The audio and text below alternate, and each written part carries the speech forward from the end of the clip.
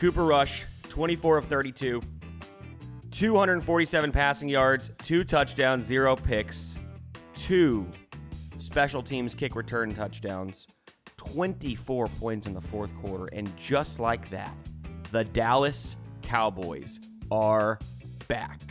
How about them Cowboys? How about them Cowboys?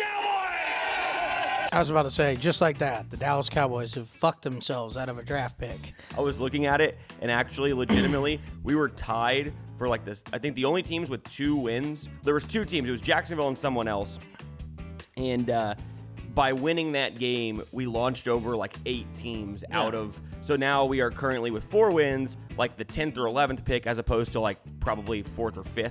So yeah, it was actually a horrific outcome for Cowboys fans. Horrific win. Yeah, horrific win and a terrible loss. So it was lose, lose, lose. Everybody lost. Yeah, it was a fun game to watch, actually. And actually, they ruined. I went 11 out of 12 yesterday in the NFL, and the only game I missed was Dallas. I picked Washington, so they actually ruined my perfect day. So it was a lose, lose, lose. I've actually never seen, probably in my life, a greater difference in first and second half of a game. It was 3-3 at halftime, wasn't it? 3-3 at halftime. I mean, it was the ugliest fucking football game I've ever seen in my life. And then it just turned into like a 2010 Big 12 game in the second half. They were scoring on one play, kick return, one play touchdown, missed extra points. It was it was the weirdest game I can remember watching in a long time. How many points were there in the fourth? 41? 41 in the fourth, 54 in the second half. Yeah. 6 in the first half, 54 in the second half, and 41 of the 54 came in the fourth quarter. It's crazy. Yeah. It was a wild, wild game. What was hilarious is you walked out of the room. We were watching the game together. You walked out of the room and go, I'll be right back, because it went to commercial, and I think the Commanders had the ball with 23 seconds to go on their own 14-yard line, down 7. Yeah, I went to go take a piss, and when I was walking back in, I just heard you scream, "He missed it! He missed it!" And your dad, like, looked up, and I was like, what the? I was trying to think of what game you could possibly be talking about, because, you know, all the games were in certain spots at that point, and I was like, who could he be that excited about them missing it? And I walked in here like, dude, you missed. They scored an 80-yard touchdown, and he missed extra point. I was like, oh shit. Yeah, it was a wild game. 86-yard touchdown to Terry McLaurin, Scary Terry, and it was like the most Cowboys way to lose a game, where it wasn't even a Hail Mary. It was just a simple like streak down the sideline, and like 5 dudes took a bad angle, and McLaurin just ran past everybody. But what was funny is we were sitting there, and literally I if you saw a screenshot of me for like a full minute, I just sat there with my jaw dropped, like legitimately open, because I really wouldn't have cared if the Cowboys won this game, but we was one extra person knocked out in Survivor League if they did win.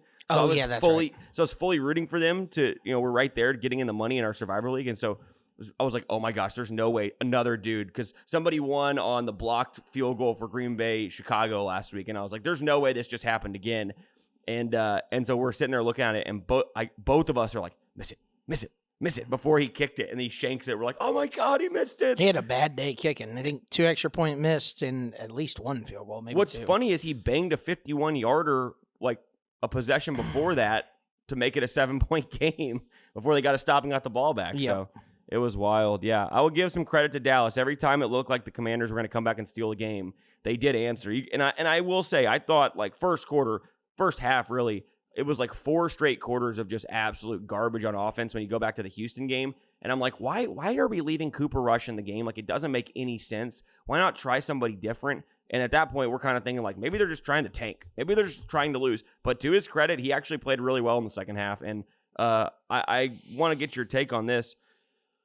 Is there did defenses start to figure out Jayden Daniels here? And I guess we'll kind of stay on this topic. I think it's less of a Jayden Daniels issue and more of a Cliff Kingsbury issue. Okay, good. I'm glad you said that. That was exactly what I was going to go to. No, like if you look at the stats on it, and I mean, I'm sure you have it because you always look at the advanced stats, but Cliff Kingsbury, I think something like in the first 8 games of the season, his offense is always the best in the league, and then the last 8, it's always in the bottom half. Yeah, I mean, it's just put stuff on film and teams they figure out what he's doing, obviously. Because, I mean, it's happened like that for several years, It's not like a 1-year deal. Yep. So it's interesting to And it's weird because I don't think his offense necessarily like really changes. So I don't know why it's just so successful at the beginning of the year and just not at the end of the year. But I mean, I guess maybe, I guess probably, what I would say is the issue lies where, you know, towards the end of the year, you're playing more divisional opponents, right? So like when he was in Arizona, it's like those teams, the Rams, the Seahawks, and the Niners knew, okay, this is what he does, and these are his tendencies, and that's why they had so much success. And then earlier in the year, you're typically playing not as many divisional opponents. That would be my guess on why the numbers are so skewed. But yeah, I don't think it's a Jayden Daniels issue. Obviously, he had that big play. Let's just take 75 yards off of his total. So he at that point, he would have been, at that point before that big play, he would have been 24 of 36 for 200 yards, which plus he ran it seven times for 74 and a touchdown. Yeah. So I mean, he had a good game. He did have regardless. A good game. So I mean, you can't knock him. It's just, the Cowboys somehow found a way to win and just screw their franchise up even more than it already is. I mean, in the moment, obviously, I'm happy and excited. And looking back, I'm like, that was so fucking stupid. Like, what were we doing? You never know how it's going to turn out, though. No, you don't. I mean, you know, we saw the whole thing with, like, the Texans and CJ Stroud type deal. Although, we'll get into him in a little bit because he looks like he's lost in year 2. Yep. Before I get into the podcast, before I get into more topics, welcome to the Slobberknocker Sports Podcast. It is Monday, November 25th as we shoot this, which means if you're counting, it has been 2,872 days since Mike Tomlin has won a playoff game. Just wanted to put that out there. We're going to keep track up here on a tally. How many years in a row can Mike Tomlin not win a playoff game? I love you, and Mike. Keep his job. Leader of men. Make sure to like and subscribe if you're new to the channel. Hit that subscribe button. Hit that like button. Check us out on social media and on Patreon. Support the podcast. Keeps it ad-free, $5 a month. Get some free Big Dog content. I did put 2 videos up there this week, so get some good stuff on there. From the car rides to Chris Madrid on Saturday. So get some good content from Big Dog. May not be appropriate, but that's why we put it behind a paywall. So get a good story about the mattress exchange there on with Rooms to Go. Anyway, let's jump into some of this stuff. We'll go into a weekend recap. We're gonna basically go back and look at all the big NFL games and what happened, all the crazy finishes. It was a wild day. It was literally NFL on crack yesterday. Crazy endings. You know, the Chiefs damn near lost to the Panthers. There was walk-off field goals and, you know, as many block kicks and extra points as you've seen in years. And then we'll go into we're gonna talk some wemby and San Antonio Spurs, and we're gonna go into some college football. Talk about the playoff breakdown. We will have a college football show on Wednesday. Michelle's coming on again, so we'll have a guest on there. So we'll have that normal show to be out Thursday morning, but we will still get in some college football, kind of recap the big upsets from last week and talk about kind of the scenarios going forward. So make sure to stay tuned for all that stuff. If you're looking to fast forward a certain section, I'll have it all timestamped. But as we get into all this stuff, let's start with the best thing we saw this week.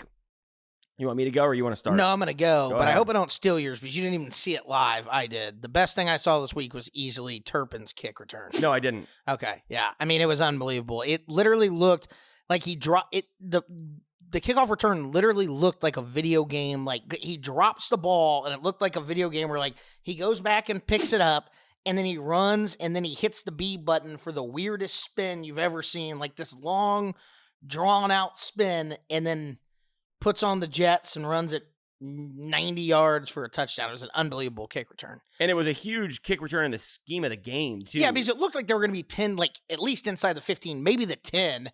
And then he just hits the B button and runs past everybody for a touchdown. It was crazy. Yeah. I mean, it was just a wild game. And, you know, I know Big Dog says we always have to talk Cowboys. It's obviously, especially in his mind and in the ESPN, number one sports subject trending. Trending. Trending. But I could always, you know, talk a little less about the Cowboys, but it was special from Turpin. Can be a bonehead at times and doesn't have very good hands, but he is electric out there. So I thought that was the best thing I saw this week. That kick return was amazing. Did he come from the UFL or something or the XFL? Because I was looking at his. I think Turpin came XFL. Yeah, I think so too. Because I was looking at him and I was thinking he was young because I went to pick him up in our dynasty league. He's 28. Yeah. So it's like he's been around the block. Yeah, we'd have to look it up, but I think he was in one of those leagues, whether it was like the AAF or, you know, whatever. I mean, like nowadays, I guess technically you could be 28 and only be in the league for like 3 years because you could have played college for like 19 seasons. But great point. Yeah, but I'm looking. Cam Rising's 38 years old and he's still playing. That's right, and he's going to be back next year, baby. Give him another medical red shirt.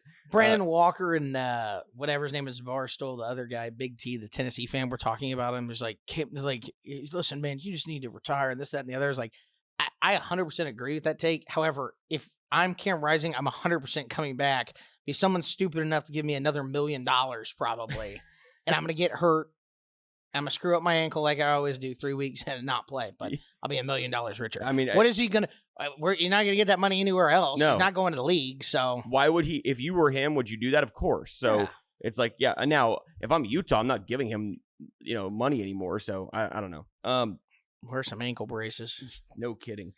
I mean, he seems to injure multiple body parts, but yeah, I'm looking at this. He was actually a member of a bunch of different teams. He was in the indoor football league. Then he was that's like the worst one. So he's worked his way up from just like nothing. Yeah. Then he went to the Panthers Roclaw, which was an American football team in Wrocław, Poland, which was merged with the Giants Wrocław in the European League of Football. So I mean, this guy, this is a good story. I kind of like this. I didn't know this. I didn't know all this stuff. Yeah. So he worked his way up, and then he went to the New Jersey Generals and eventually to the Dallas Cowboys. All right. USFL is the New Jersey Generals. Okay, so he worked. Damn, he literally went step for step. That's cool, actually. Did he go to college at TCU? Is that right? Do I remember that? He did go to TCU. Okay, yep, he's from Texas, I believe, or maybe Louisiana. I can't remember. Anyway, okay. Best thing I saw this week. I was going to do before this happened. I was going to do the ending to the Baylor St. John's game that I sent you, where Baylor was down by 5 with 8 seconds to go, banged a 3. St. John's missed both free throws, and then Jeremy Roach, the transfer from Duke, who went to Baylor, just goes the length of the floor in 4 seconds and bangs a 3 at the buzzer to beat the Johnnies. It was a brutal loss for St. John's. Bad loss, yeah. Real bad loss. And then they dropped one again yesterday to somebody. Georgia, that's right. But the actual thing, where I'm going to go with this is the Arizona State BYU ending. We watched this live together on Saturday. So the winner of this game controlled their own destiny for the Big 12 championship, right? Whoever won that game essentially could win out and go to the Big 12 title game. And I'll put the highlights on the screen for this one because it's worth it. Yeah. So I'll skip forward to, there's a bunch of stuff that happened in this game. BYU was down 28-9, came all the way back. It was 28-23. And Arizona State had just intercepted BYU with about, I want to say there was a minute 4 exactly to go. Okay. So minute 4 to go. And Jake Retzlaff, the BYU, who we've talked about on this show, he actually saved the game for BYU because he could have just let him score, and he chased the cornerback down and tackled him on the 7-yard line. By doing that, it saved the game and kept it a 1-score game. So at this point, BYU had 2 timeouts to go, two timeouts left. There was a minute 4 to go. So theoretically, right, you can only run 40 seconds off the clock because they can stop it after 2 runs, plus the amount of time to run a play. Conservatively, say each play takes 3 to 4 seconds plus 1 to 2 to reset the clock. You're looking at, anywhere between 12 to 18 seconds, right? But no matter what, there was no way they were running this clock out, right? It was going to be real. Let me take that back. Almost. It was going to be, there you go. It was going to be real tight. And what's crazy, dude, Cam Scatterby, the running back for Arizona State, had 170 yards and 3 touchdowns in this game. And they ran him up the middle on first down. And they ran him outside. He probably would have scored, but he wanted to stay in bounds. So he slides down at the 3. Okay. BYU takes their first time out. And I'll kind of replay it here on the screen as we're going here so we can kind of talk through it as we're watching it so you guys see it the same way as we do. But essentially, right, Arizona State then decides Kenny Dillingham, who I was praising all day, and deservedly so. I was praising him. They get the ball, and it's 2nd and goal on the 3-yard line. Instead of just running up the middle and trying to score, they have Sam Levitt, the quarterback, run backwards for 35 yards and run about an extra 2 seconds off the clock, maybe from what the actual play would have been. The play took 6 seconds. They're on the 3-yard line. So he runs all the way back and back to the 28, right? So now at the 28-yard line, then it's 3rd and goal. And BYU's out of timeouts. There's 52 seconds to go at this point. And that one, he didn't take any time at all. Like, for that matter, you might as well have just run it up the middle, right? Or taken a regular knee, okay? And so instead, now there's about a 7-second difference, and they run this last final play. And instead of just punting the ball out of bounds, right, which I get, there's a risk to, or taking a holding call. All those guys missed their blocks. That was crazy. Yeah. Everybody let him through, and he chunks it up. and the ball hits the ground with 1 second. Now, this is where mayhem happens because Arizona State thinks the game is over. Kenny Dillingham's going nuts. They're rushing the field. Everybody's on the field. You're going to see in a minute that the goalposts get ripped down. But everybody knew, I said it right away, there's 1 second. It looked like there was 1 second left. And they review it, and there, in fact, was 1 second left. Kenny Dillingham, there's video of him from all these students and from all, you sent me one of them. He's losing his fucking mind. Like, yeah, it's great. His wife's behind him, and he's yelling at the refs, the game's fucking over. It's fucking over. He's look at all these people on the field. They're not leaving. The game's fucking over. He's screaming at the ref, and the ref's looking at him like, dude, like, we have a replay official, dude. This goes either upstairs or to our conference replay center. It's not up to us. Tell him there's 1 second, and then he's losing his mind. They're clearing the field.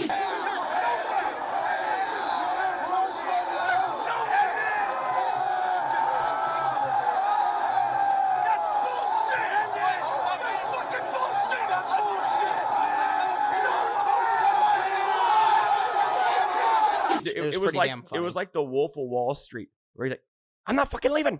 I'm not fucking leaving. Like, he was adamantly like throwing his hands up like, no, we're on the field. Nobody's going anywhere. It takes them 15 minutes to clear the field and put the goalpost back up. And then BYU gets one play. And because of how he mismanaged it so badly, it's on the 50-yard line. So they have a legitimate shot at a Hail Mary. And if you're not familiar with Mormon Magic, go look up all the Hail Marys that BYU's completed over the years in the last decade, okay?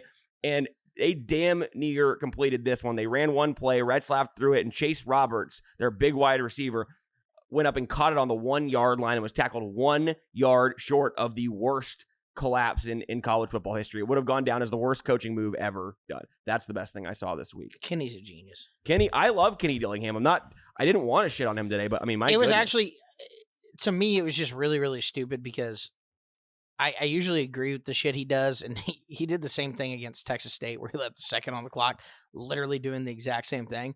But there, when you're up 5 points on the 3 yard line, you just run it 3 more times with your best player. And if he gets in, the game's over. And if he doesn't get in, maybe they have it on the 1 with 6 seconds left, whatever, and they have to go 99 yards instead of 50. It was just a miscalculation on his part. You could tell he was embarrassed. He didn't really say anything on in the press conference. He refused to take responsibility for it. Yeah, well, listen, man, he thought the clock expired. He, in his mind, his little Rain Man mind he's got going on, he had 0 seconds on the clock. If that dumbass fan wouldn't have reached out and grabbed that ball, okay, there would have been zeros on the clock. But it was pretty damn funny. Him just screaming at the refs with his wife right behind him, like hiding, was hysterical.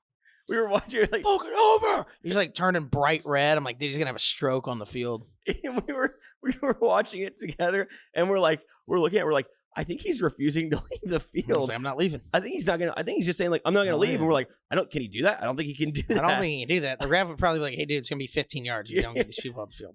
And then they're talking like the only reason he could possibly be this angry is like if they called intentional grounding or we thought they might call a penalty for the kids rushing the field, because we saw that happen with like years back, Texas Tech with the infamous, if you're a UT fan, the famous Crabtree catch. Crabtree, the big fella. Yeah, and they score. But in that instance, there was actually 1 second on the clock when they rushed the field. In this instance, the game clock had expired, so everybody thought the game was over. Yeah, so you couldn't penalize them. All right, give me your Brookie of the week here. My Brookie of the week is the fighting Billy Napiers and the Florida Gators. And I hate to do this because my boy Lane lost and it looks like Ole Miss is now out.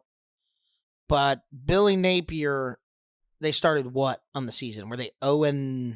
They won a game. Okay, they played some bullshit, whatever. But they were like 1-3 or 1-4. And they played the hardest schedule in the entire country. Yeah, they did. And you got to give them. The boosters wanted them out. Everybody wanted them out. The AD stuck with him, mainly, I think, because he had to hear from the players how much they like him and how hard they play for him. Because anybody else in the country, look at the situation at Florida State, okay? There's talent on that roster. They gave up on the season. Yeah. 100%. They just gave up on the season. Sure. No, they're not good.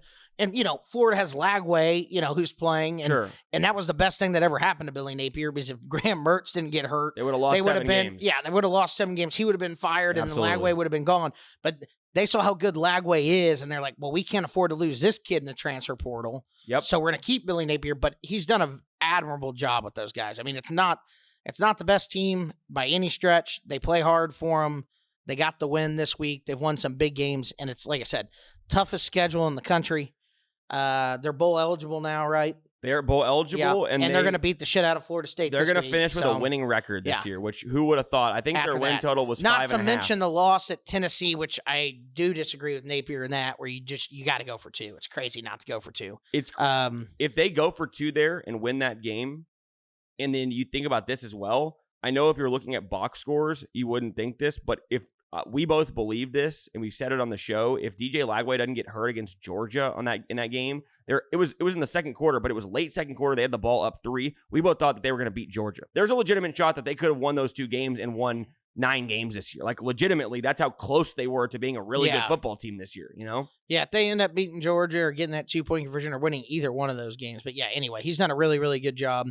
Probably, I mean, when you think about it, definitely a top 5 coaching job in the country with that schedule and how the season started, for sure. To right the ship after that, it's very impressive. Yeah, and awesome job by Billy Napier. And I'm glad because we kind of talked about this. We brought this up like 2 years ago, kind of forecasting, like, is he going to make it 3 years here? Is he really are they going to give him? Because it's going to be tough for him to rebuild this thing that quick. And that was the problem with Florida back. They kind of prematurely fired Dan Mullen. I thought, he won 10 games, I think. He did. Right? He was like, I think he had a 73% win percentage. Yeah, I think he won. I think when he was there, he won at least 9 games every year. He did. Yeah. And they went to a New Year's Six Bowl, and I think might have won one. I mean, it just made no sense. Kind of unrealistic expectations from Florida, especially getting rid of Mullen in that sense. But I'm happy they're sticking with Napier, and it would be a huge mistake not to, because you would lose Lagway, and then you would just be another 4 years of hell. So you just keep them and see what happens, especially with this many teams going to the playoffs now, right? I mean, Lagway comes back and he's playing good ball, and guys want to come play, with him. Your young kids, your transfer portal kids. Florida's got a real chance if they improve. I don't know what the recruiting class looks like this year, but you would think they could at least scare the playoffs next year. I would agree with that for sure, and especially with how, like, you kind of look at some of these teams, it almost feels like a crapshoot of, like, can we get lucky enough to catch an easier schedule in the SEC this year? Because since now it's a mega conference, there are ways, like Texas had a really easy schedule. A&M dodged everybody in the top 5 except Texas. Like, you can dodge these teams now and get lucky and have a legitimate path to a playoff now. And everybody still says, oh, well, you're in the SEC, but you played a much easier schedule. My Brookie of the week is going to go to none other than your guy, famous Jameis Winston. Love it. Thursday night football, baby. Love it. They came out and they asked him about playing in this AFC North battle and what he thought about it, and he didn't even answer the question. He just said, I just want to thank God for giving me the chance to play in the snow today. This is true football weather. Okay? And that's what Jameis said. And Jameis came out and delivered. And the most Jameis Winston stat you've ever seen in your life, they were 0 for 9 on 3rd down and 4 for 4 on 4th down. You can't make it up. The guy is a legend. Jameis being Jameis. Jameis being Jameis. And look, they were up big. I think they're up 12 in the 4th quarter and blew the lead. And it looked like Jameis and the boys were going down. And they got the ball back with one final drive. He converts a 4th down. The swirling winds, blizzard-like conditions, and Jameis leads them down the field and puts them in the end zone, and they take down the Steelers. 2-8 Browns take down the 8-2 Steelers. Nothing like a famous Jameis Snow game. You can't beat it. He is must-see TV, one of the best dudes in the league. Gotta love watching him. Every time he talks, it's just like, must turn your TV on. And he's not just a TV darling either, because it's like, it's not fake. When they lost or they beat the Saints, the Saints beat the shit out of them, didn't they? I can't remember what happened that game. Whatever. There was like a line of people waiting to talk to Jameis at the game. Like, I'm not kidding. Like 20 people, like all, dapping him up, talking to him, hanging out. It's like, everybody loves famous Jameis. Everybody loves Jameis. Yeah. I also would like to shout out Nick Chubb, because the last time Nick Chubb played against the Steelers, it was bad. It was real bad. I mean, and look, by the way, he had a phenomenal first quarter. He had like 72 yards in the first quarter and a touchdown, and then all of a sudden he's going in to get tackled. And by the way, when he got hit by Minkah Fitzpatrick, and it was one of the worst knee injuries we've seen. Every ligament torn. I mean, carted off the field. Guys weren't sure if he was ever going to play football again. Nasty. It was real bad, and it was you can say what you want. It was a cheap job by Minkah Fitzpatrick. I'm pretty sure Mike Tomlin put him up to it, but. Oh, my God. But Mike, please. Minka, dirty-ass play. And what happened? Who scored the game-winning touchdown in this game? Nick Chubb. So that was cool. That the next time he played the Steelers, after that catastrophic knee injury, he comes back like a year later and then beats the Steelers in this snow game. He had 2 touchdowns in the game in the game winner. That was awesome, kind of how that capped. But let's go on. Let's kind of talk about some of the crazy NFL games from yesterday. We already mentioned Steelers-Browns, right? That was Thursday night. The Browns upset the Steelers. That was another game that was kind of like there were 16 points in the first 3 quarters of that game, and then there was 27 in the fourth quarter of that one. Yep, all hell broke loose in the fourth. Yep. We talked about the Cowboys Commanders. Let's go to another wacky one in the morning that we watched together, which was the Vikings at the Bears. Okay, this was a crazy one. The Vikings were up at halftime 14-10. I think they extended the lead at one point to 2 touchdowns. They were up 14. It was 24-10. And they had the ball with, I want to say 9 minutes to go, like 4th and 1 from the Bears 40, and didn't get it. And then the Bears, you're spot on, yes. Yeah, the Bears something on the like Bears that. 36, spot on. Didn't get it. Bears go down and score, I believe. Of course, they do the deal where you go for 2. The analytics tell you to go for 2. Didn't get it. Just go for 2 in the win. Go for 2 in the win. That's There's way my more point. Pressure on the other team when you're doing that. That I swear, I get the analytics behind it, and I like analytics, but in that situation, I swear to you, when you're down 8 and you're going to cut it to 6, I swear that conversion is maybe like 30%. No one ever gets it. No one ever gets it. I don't get why, but it just seems like no one ever. Maybe because you're not using your best 2-point play. You're trying to. I don't know, but it just seems like no one ever gets it. I swear I saw the first time somebody do that, they got it, and everybody was like, "That's a good idea." And then if we score, we win. Yeah, and so everybody started doing it, and since then, I swear nobody's fucking got it. I don't know. It makes absolutely 0 sense. Yeah, but yeah, they scored that touchdown. Game. Then I believe Minnesota added a field goal to make it 27-16.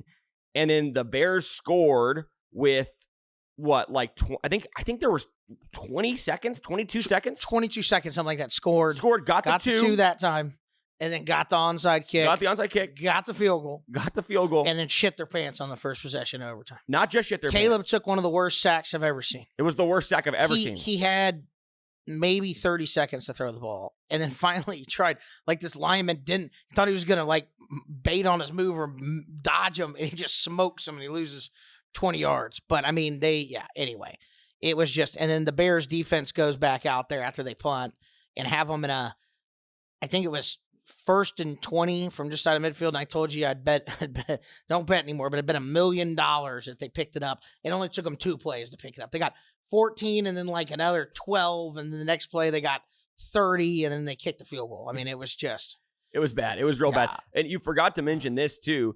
Back after Caleb took the sack, so it was 2nd and 9 when Caleb had like 40 seconds to throw the ball and took one of the most horrific sacks I've ever seen.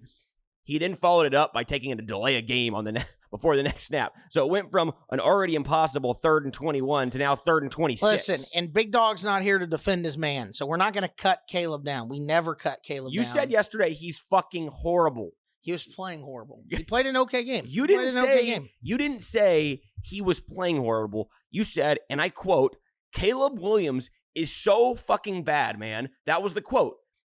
Literally. Yeah, no, he was in that game. And then what happens? Once it gets in the crunch time and the juices get flowing, he leads you right down the field. What happened on the sack, though, when they had the chance to win the game? He had, as Big Dog says, mini seizure. Mini seizure, okay. Dak Prescott, mini seizure. Yeah, also that last drive, too, for the Vikings, we can move on from this game, but before that 1st and 20, they had him in a 3rd and 10 on the first series on their own, I believe their own 14-yard. So they sacked him on 1st down. It was 2nd and 17. And how he held on to that ball, I have no idea. Oh, yeah. The guy was trying to punch it out, too. And Montrezl Sweat literally punched it and missed the ball. Darnold somehow held on to it. Yeah, he just must have missed it. And he never holds on to those balls. Yeah. But so that was actually even, you could argue that's even worse. That was a 2nd and 17. They picked up half of it and then converted on 3rd and 9 or 3rd and 10 to get. Yeah, that Bears defense has gotten progressively worse. Are you surprised we haven't seen anything about Eberflus getting fired yet? No. You don't think they're going to fire him this year? I think they'll fire him at the end of the year. Or you think they're going to let him go the rest of the season? Yeah. Well, I don't know. They fired the OC, obviously. They tried to blame it. At this point, I don't know what I think an interim coach I honestly feel like it's probably better for the Bears just to keep him, and then they can be like, hey, he was the problem, we get somebody else, because what would happen is if they fire him, right, and they have an interim coach in there who they're not going to keep anyway, which they won't at this point. They're going to go after a big name hire, whether it's Ben Johnson or Vrabel or Belt. I don't think Ben Johnson wants to go there. Who knows? But I'm just saying they're going to go after a big name.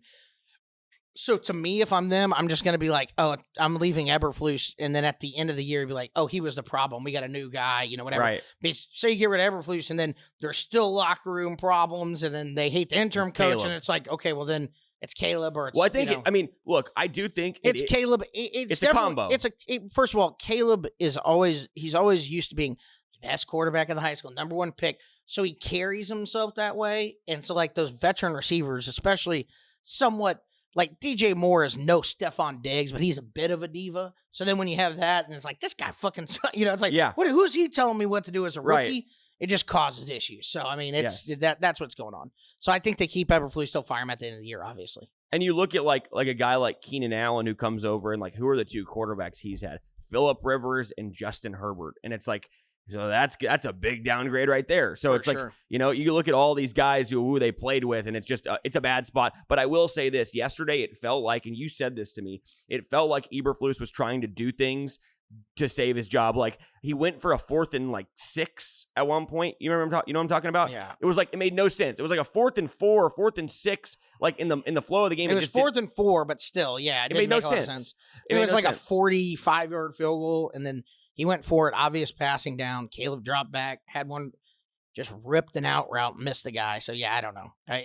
But you are right. It seems like he is trying to coach to aggressively to keep the fans, whatever, because the fans didn't want him. After Phil was already gotten blocked, like, why are you cooking this? Just go for it. So, that would have been, again, another one that they win that one, that might kind of help bolster them, because Caleb didn't play bad most of the game in terms of his numbers, right? Like, didn't turn it over. He threw for 340 yards. Now, part of that was because they were down and they were backing up, but still, numbers-wise, it was one of his better games. So, he hadn't thrown a touchdown in 4 games, and he threw two yesterday and 300-plus yards, so. Oh, by the way, before we move on to the next game real quick, did you see, and they brought this up on Pardon My Take this week, or last week, about how George Pickens is kind of like Jameis Winston-esque in the way that he's like must-see TV? Like, I think PFT was like, yeah, we just need like an all-22 camera that's always on George Pickens. And like last week, you said it when we were watching the game, like he caught a ball for like 3 yards and then like signaled first down and dropped the ball like that, and he was like 8 yards short of the first down. Yeah, the problem is George Pickens is like Jameis Winston, but just like not likable. Right, exactly. Yeah. But he does the same shit where it's like, but Jameis, it's like, because it's, he... Right. But then you have, No, but George Pickens is... did you see him, like, on... they were talking about the tackle. It was, like, 2 weeks ago, where it's, like, the guy goes down, and he just jumps in, like, it looks like a WWE wrestling move. Like, he just jumps up and, like, jumps on the pile, and they're, like... And someone was like, watching George Pickens play football is like watching a cartoon character. Like, it just does crazy shit. But, yeah, he literally, like, power slammed a guy, or just, I know what you're talking about. He just jumped up, and it was like a belly flop on him. He let his whole weight go right on him. Yeah, it was like it was like a dead fish out of water. And it wasn't even like it was just like that's what his brain told him to do. So he went and did it and got up. Like, he wasn't mad at the guy. He is Antonio Brown's illegitimate child. That's what I believe. Yeah, he's definitely gonna be CTE ESPN later on in life. No doubt. The reason I brought it up though is because did you see what he said after they lost to the Browns? He said the conditions were so bad out there that the snow saved them. I do not think the Browns are a good football team at all. They only won because of the snow. He said that in his post-game interview. That's right. It was hilarious. Calls it how he sees it, all right? He just calls it how he sees it. Like he wanted a PI on the last call. Nobody touched him. Like he is hilarious. Yeah, anyway, Pickens is nuts. No, he is. We'll move on here. So we talked Vikings, Bears. That was a wild game. I'm kind of looking through the games here. Let's talk about the Texans, your Texans, because Houston, we got a problem here. There is big issues with this offense, with C.J. Stroud. We've been saying it for weeks. The offensive line is terrible, but like they got Nico Collins back and kind of figured that would help. Dude, yesterday going in, I want to say, I'll pull up the stats right here, but yesterday going into the fourth quarter, I want to say they had 120 total yards of offense. CJ Stroud ended up throwing for 247, but you look at the numbers in this game. The Titans were on a historic bad run. I think they had like not only lost 8 in a row or whatever, but they had like not covered like 9 straight games, like just underperforming every single week.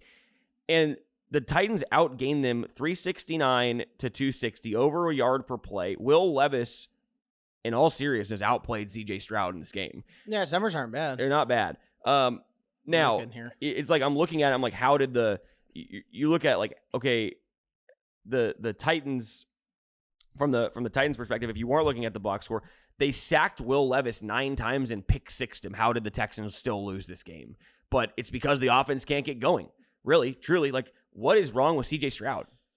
I have no idea.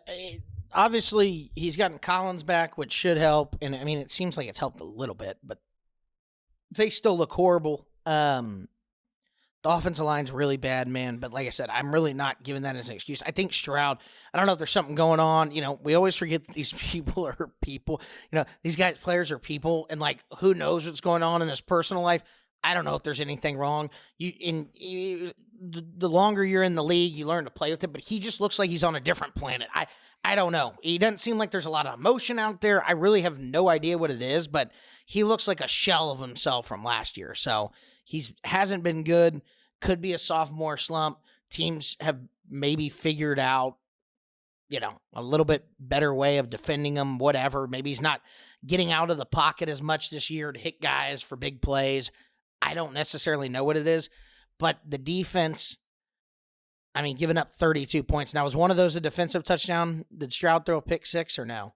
I thought he turned it over and they scored quick, or a kick return or something. The defense was bad. The defense sacked Will Levis a ton. Gave up big plays, but though. I yeah, mean, like Calvin Ridley had a bomb for a touchdown, two bombs. Yeah, I think. you can't give up 32 points to the Titans. I mean, that's just crazy. If you scored 20, I guarantee you, like the advanced whatever, like if you scored 27 points in a divisional game at home against the Titans, it probably gave the Texans a 95% chance to win the game. So it's like giving up 32 is, you know, it's equally on the defense, but Stroud has been very, very poor. I totally agree with you. So yeah. I don't know what the answer is. Luckily for the Texans, there's still time to figure it out. They're 7-5. They should still end up winning that division as long as the wheels just don't come completely off. They should end up winning the division. So, Jags and Colts and Titans are all terrible. So they already play the Colts both times, right? I know they beat them once. They may have beaten them twice. They did. They beat them twice. So They actually have a 2.5 game lead on the Colts. So it would be unlikely. Yeah, the Colts aren't going to catch them. I'm looking at the rest of Houston's schedule here too. It's not easy, but. So at the Jaguars this week should be a win, right? Hopefully, yeah. That's actually, looking at this now, that's a must win, because their next 3 games after that, versus the Dolphins, who look infinitely better the last 3 weeks, albeit against bad competition, at Kansas City, and versus the Ravens. So if they lose to the Jaguars this week, then we can start having the conversation of, okay, they could miss the play. They could not win this division. There's a legitimate possibility, because that schedule's tough. They finish at the Titans, but and then the Colts, looking at the rest of their schedule, holy shit. They go Patriots, Broncos, Titans, Giants, and Jaguars. Dude, this is a coin flip, actually. It might get close. It might get dicey here. Get close. The only thing they got going for them is a full 2 games with that many to play, or 2.5. You know, like they have to actually jump them. Correct. They can't just tie them. I could see a world where they easily end up tied, like at 9.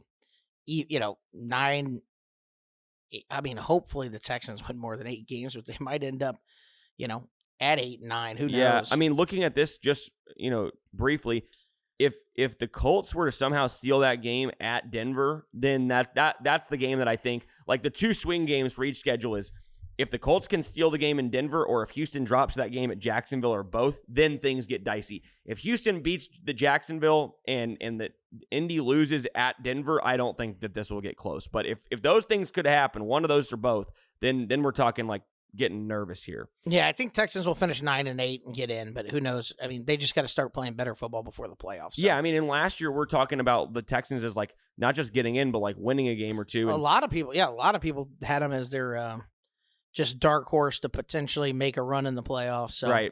And early on they looked pretty good, but now it's not so much. We will touch on this very briefly, but You got to pour one out for my man Danny Dimes. The franchise turned their back on him. The players were upset. Did you see, hilarious enough, the players in the locker room after the game, after the loss? The press conferences were great. Neighbors was like, well, Neighbors at the end of the game was like, they didn't start throwing me the ball till we were down 30-0, so I don't know what you want me to do. Secondly, he goes, it clearly ain't the quarterback. It clearly ain't the quarterback. There's a lot of things wrong with this team. It ain't just the quarterback. Like he's saying it's not Danny Dimes. Yeah, basically it's not Danny Dimes. And they're like, so what do you know, the New York media? So who do you think it is? What is it? He's like, I mean, y'all know better than me. I don't know. And it's so great. It's like just pointing all the blame on Dable. Did they fire Dable? I saw on Twitter I said, I don't know if they did. Someone said that they expected them to fire the GM and Dable, but I don't know if that had happened yet. A lot of times it doesn't happen until Tuesdays because that's typically when they get back to the facilities.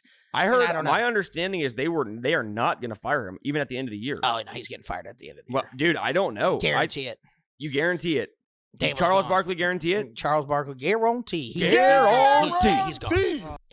That team sucks. The locker room, clearly. When you have players, it's very simple. When you have players, your best player at the end of the game, who they just drafted Neighbors, going, well, it ain't the quarterback. So you read through, look, you yourself see what it is in the media, but it won't say it. It's like he's clearly pointing the finger at Dable. None of those guys like Dable. I don't disagree with anything you said. The Giants have traditionally tried to not fire people as long as they can. And 2-9. If they get the first pick, dude, it's hard reset. Dable's gone. They're not gonna they're not gonna go get a quarterback and be like, oh, Danny, it worked so well with Danny Dimes. We're gonna keep the GM and Dable. Here's the thing, and I don't want to spend too much time talking about this, but I do think it's an interesting debate because New York is a hot topic, and it's like, here's what I would argue back. I don't disagree with anything you're saying. I'm just saying this from a GM perspective, right? When you hire Daboll, he's coming from what offense? Josh Allen and the Bills, right? Talented, but talented guy, but he was raw. And Daboll was kind of the guy who everybody said turned Josh Allen into a MVP-like quarterback. Right? I get the narrative behind that. I'm just saying that's the belief, right? And he did do a good job play calling there. And I don't like Daboll. I think he's an idiot. I think they should fire him 100%. What I'm saying is this. He came in the whole time and they said, like, he didn't want Danny Dimes from the start, right? Like, he wanted to go get his own quarterback. And they were like, no, this is the guy. And then Daboll did a good job that first year, and they went to the playoffs. And it was kind of like, basically, I think he's selling the GM. This is the reason they could keep him. He's selling the GM on, like, I told you guys from the start I didn't want this guy, right? I want, like, getting my own quarterback, and I can make this happen. We made the playoffs with Danny Dimes. I know we've been bad the last 2 years, but that's what I think is legitimately his argument. And to me, it's just been such a disaster. I agree. Why not just fire everybody? Because he's trying to win still. Everybody's gone. GM for sure. Dable's gone. If the Giants were smart, you go out, you get a player's coach who's a hard-nosed guy. You go get Mike Vrabel. It's very simple. They're soft as baby shit in New York right now. The whole team's soft. You get Vrabel, and you go get a good offensive mind to be your OC, and you draft whatever quarterback you want. If it's Shadur Sanders or whoever it is, you draft somebody and you go from there. I mean, I think it's that simple. I mean, and I think Vrabel's a very good guy to have in the New York media too, because he's like, fuck you, I don't care. I don't care to talk to you, fucking tweet. I don't care to talk to you guys. The New York media is not getting the Mike Vrabel. He could care less with the guys, with their, glasses and pens and why'd you do? He's not going to answer to him. He doesn't care. He doesn't care. Now, I think that'd be the perfect hire. I think Dable will get another chance to be a head coach in the league. He's relatively young, but it's run its course. It's over. He's lost the locker room. Unless you're replacing 50 guys, he's not coming back. I don't think. I would be absolutely shocked. No, I maybe. And the GM's right. going to get fired too. I think it's a both. I don't think they're keeping either one of them. I think they're both gone. If I'm the owner, why on earth would you keep either one of them? No, I agree. I 100% agree with you. I mean, it doesn't make any sense. You shouldn't. He has shown basically to be incompetent at times here, right? Like, it doesn't make any sense to keep him at this point. For example, like, obviously they've come back down to earth, but look at what fresh new faces has done in DC. but Dan Quinn. I mean, they love Dan Agreed. Quinn. They're 7-5. Now, listen, they're coming back down to earth because that's really where this football team. Of course. This football team's probably a 9-8 football team. Yeah, they have not. talent. They're not a. Yeah. They're not a 13 win team. They're 9-8 team. But what he's done, those guys like playing for him. You go get someone like him, which is like a Vrabel, a defensive guy, whatever, and then you bring in whoever you want. Obviously, it's Kingsbury there, whatever. But you bring in someone that fits the offensive, scheme that you in theory want to run with Shadur or whoever they're going to draft. I'm not sold on any of these quarterbacks coming out in this draft anyway, but that's obviously who they're going to take, right? So again, you got to hope you hit something. I don't agree with this, and I'm not even saying I believe this, but this is Giants Wire on USA Today, and this came out yesterday before the game, albeit, which I don't think that game makes a difference because they obviously ownership told them they have to start Tommy DeVito, but it says Giants Joe Schoen and Brian Daboll expected to return in 2025.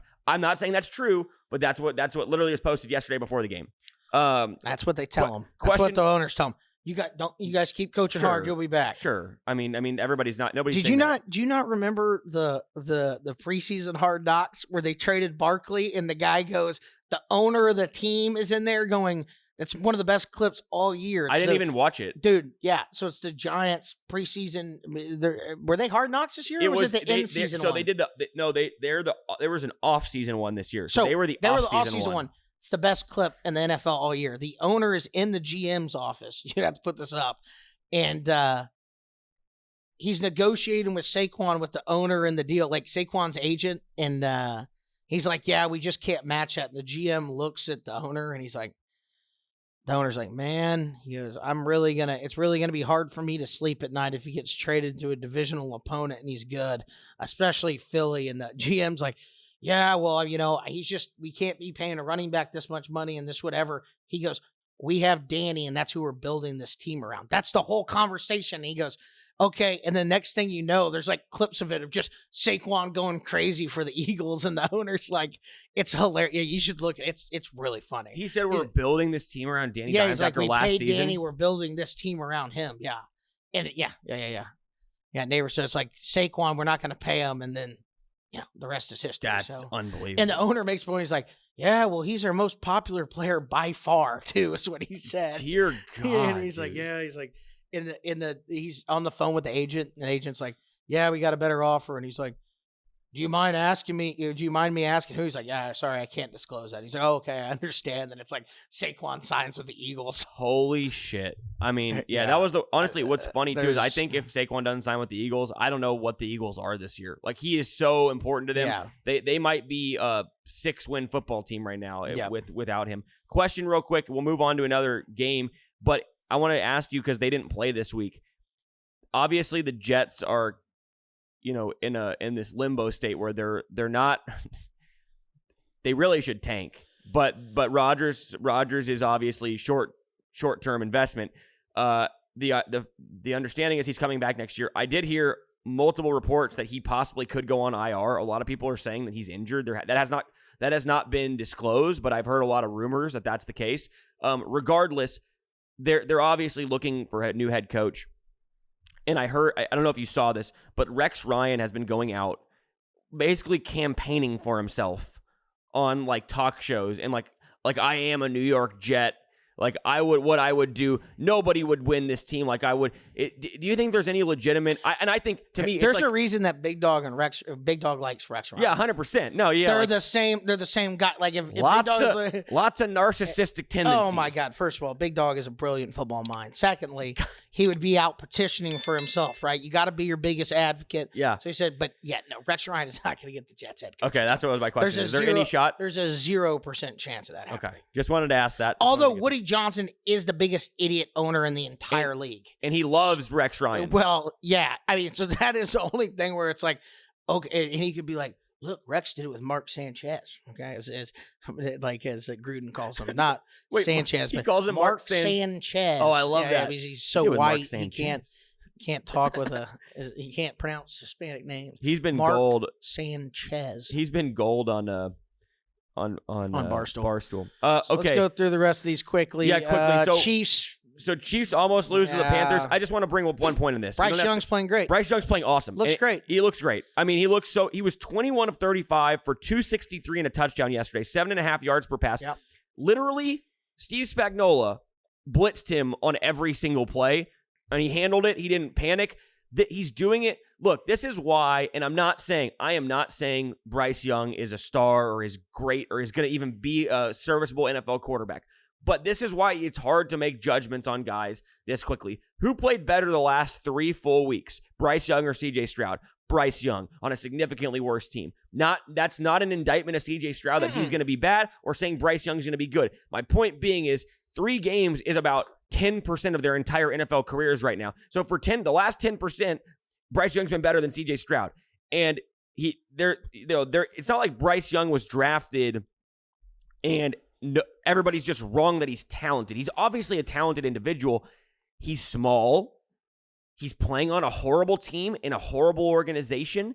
And he had no confidence. They switched coaches and coordinators like 4 times in 2 seasons. It's been a disaster. Like, you couldn't be in a worse situation for success. And he has done nothing but be positive and hang in there. And he got his chance again. And he has done. I'm really happy for him. I hope he turns it around. We can move on. He seems like a great kid. He's been playing far better. People underestimate how hard. Think about what an NFL playbook looks like, okay? And imagine learning 3 of those in 3 years. I mean, it's unbelievable. Very, very hard to do. And then not to mention be on, like, the least talented team in the league, right? So, real quick, Colts Lions blowout 24-6. Yeah, that was a crazy, I mean, like, obviously not gambling anymore, but that was a hilarious one where it's like, just a classic overthink, and I guarantee you Vegas got punished on that. Like, there's some of these absolutely they've gone like, and I know they like to stick to their guns in the NFL as far as like, oh no, like 7 points is a shit ton of points in the NFL. I get it for certain games.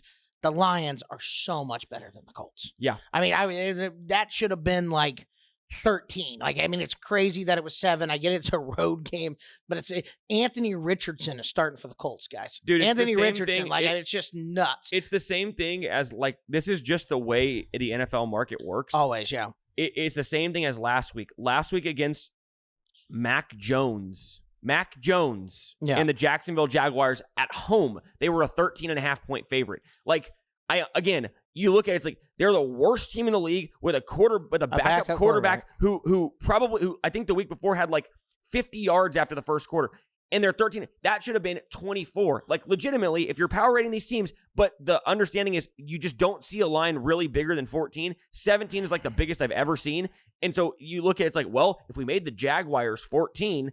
And then we have to make. I saw Colts one. 7.5. I remember one probably like 5 years ago. Funny enough, it was 20.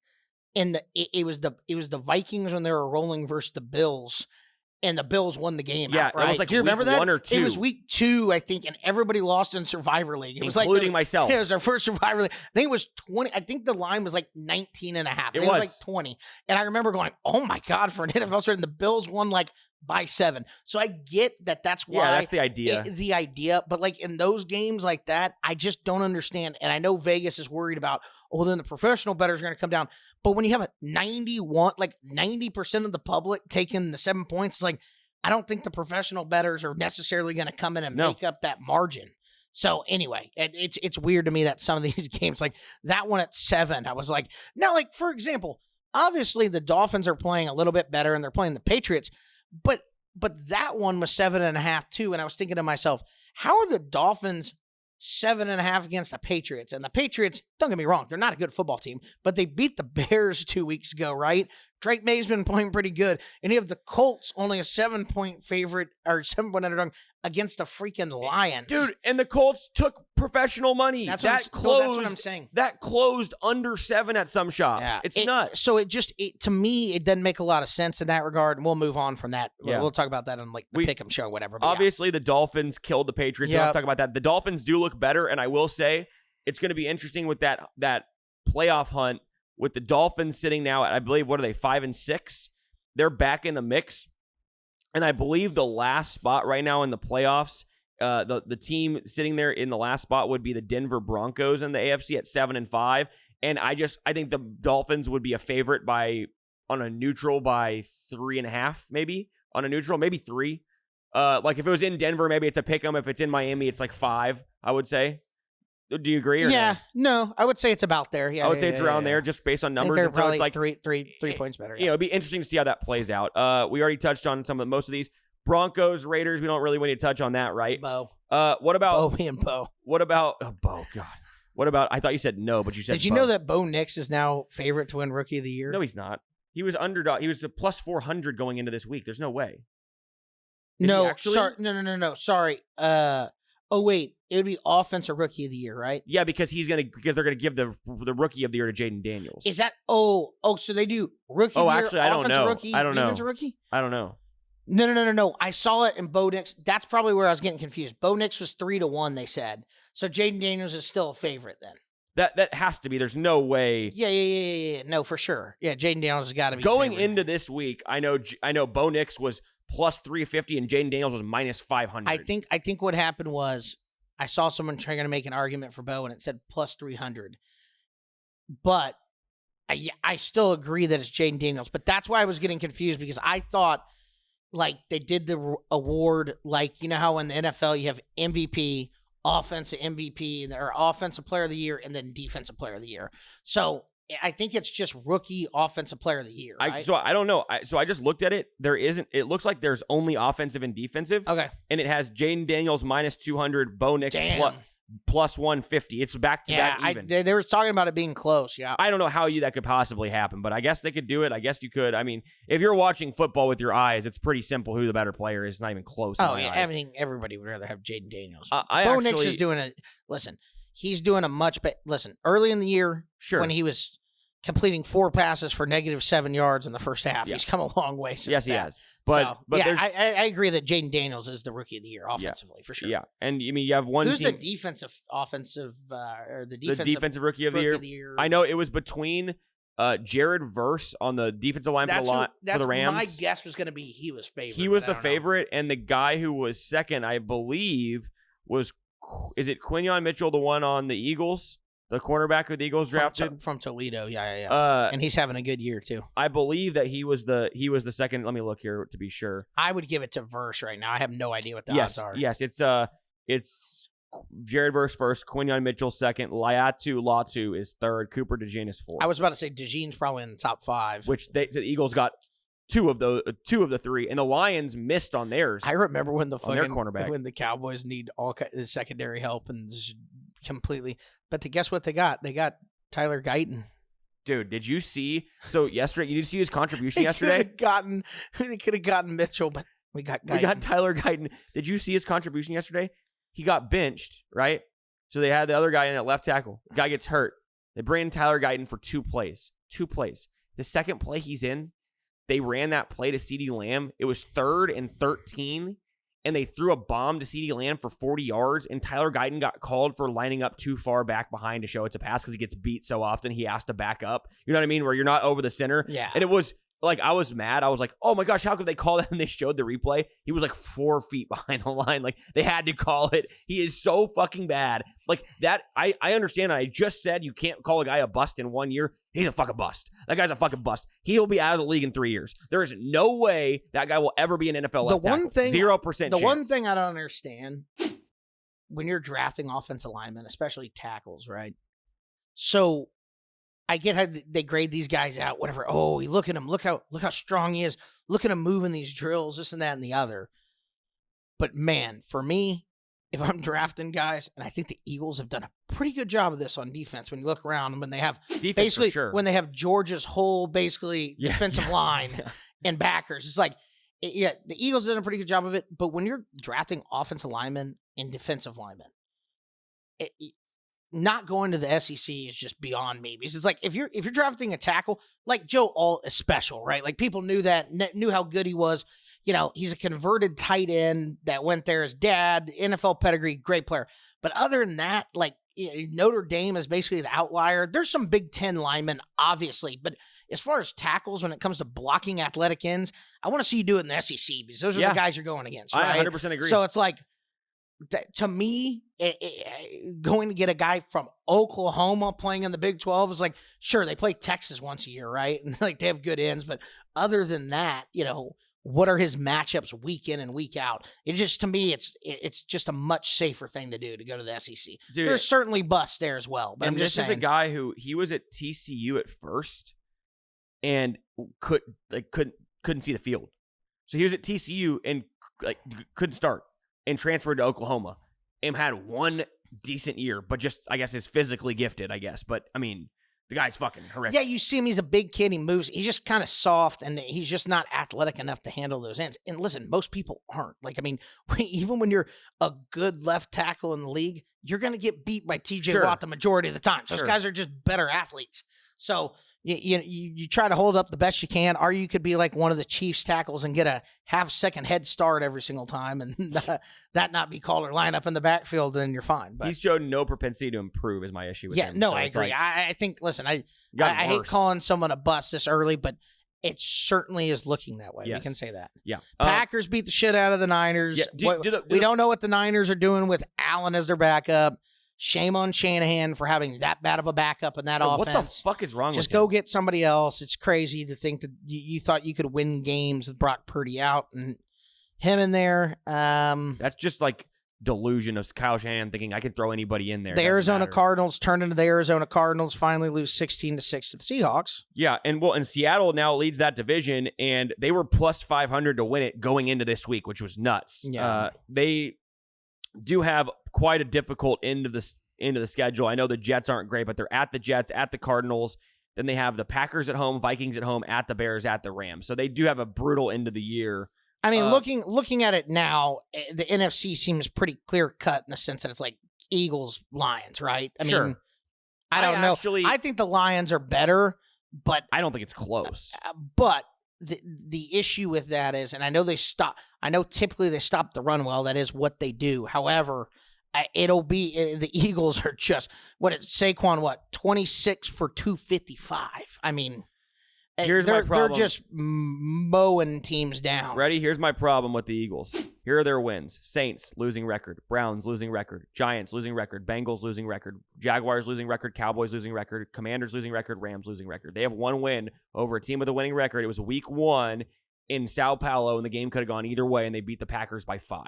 So that's their only win against a team with a winning record. The other two teams they played with a winning record, the Falcons and the Bucs, they lost both games. So that's what I would say about the Eagles is they've actually played one of the weakest schedules in the NFL. Now, I will give it to them in this sense. They like a lot of teams, like early on, I think they were they started 3-2, right?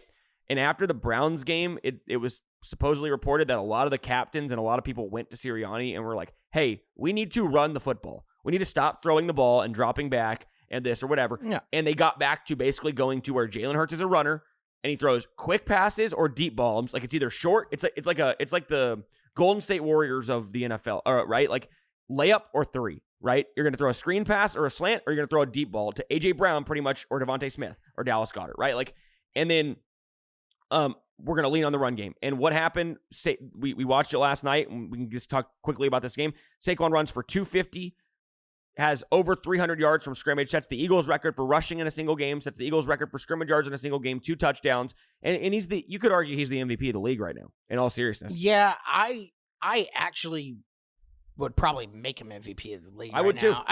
Him or Josh Allen. I forgot about Josh Allen. But apparently before last night, Saquon was 65-1 to win the MVP, and now he's plus 600 or something like that. They just will never give it to a running back, like or a non-quarterback anymore. Like CMC and if CMC and Tyreek didn't win it last year. Yeah. I don't know if they're going to give it to That's Saquon, a good point. Yeah, it's just not going to happen. Anyway, all right.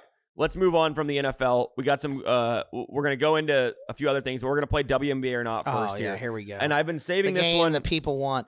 It's time to play WNBA or not.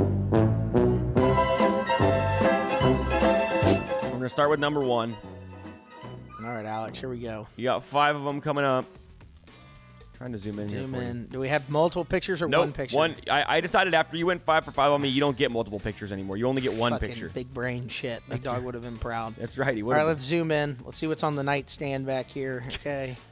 She's drinking. What is that? Looks like a sparkling water, maybe. Okay. All right. Car keys. I don't think that's... laptop on the floor. That's maybe just a water bottle. Yeah, I got a laptop on the floor. Looks like some lights in the room. Selfie. Let's see the shoes. We'll go to the shoes here. They look like just some regular white sneakers. Maybe Reebok. Hard to tell. Okay. I think that is Reebok. I can't tell. This is a tough one. Starting off hard early here. That, man, she looks like a fucking midget in there. She looks like she's 5'2". I just don't know if that's not a WNBA player. I just don't know who that is that you would have found in that little room with those lights. So I am gonna say it is a WNBA player. Dang, that was good. Yeah, that was a WNBA player. It's a good start. That is 1 for 1, boys. To be fair too here, it's just such a random. I guess you could essentially find just like some rando that's not a WNBA player taking this mirror selfie that I've never seen before in my I could life. do that easily, but I if I had been presented this and I made this, I don't think I would have gotten this right. Like, I looked at this at first, and I was like, I don't know which one this was. I had to check it because I made it 2 weeks ago. All right, that is 1 for 1. Moving to I was going to tell you a way to trick me, but I'm not going to get into it. I'm moving to number 2. I tricked you last week. No, you were pretty good, but I was going to say what you should do is, I don't want to give you this hint because it would screw me up. Don't give it to me. Don't give it to me. Yeah, it would just screw me up. I'd go like 0 for 100.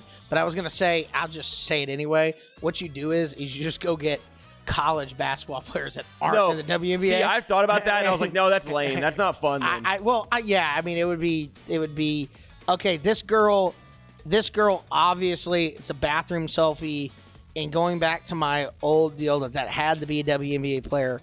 This one,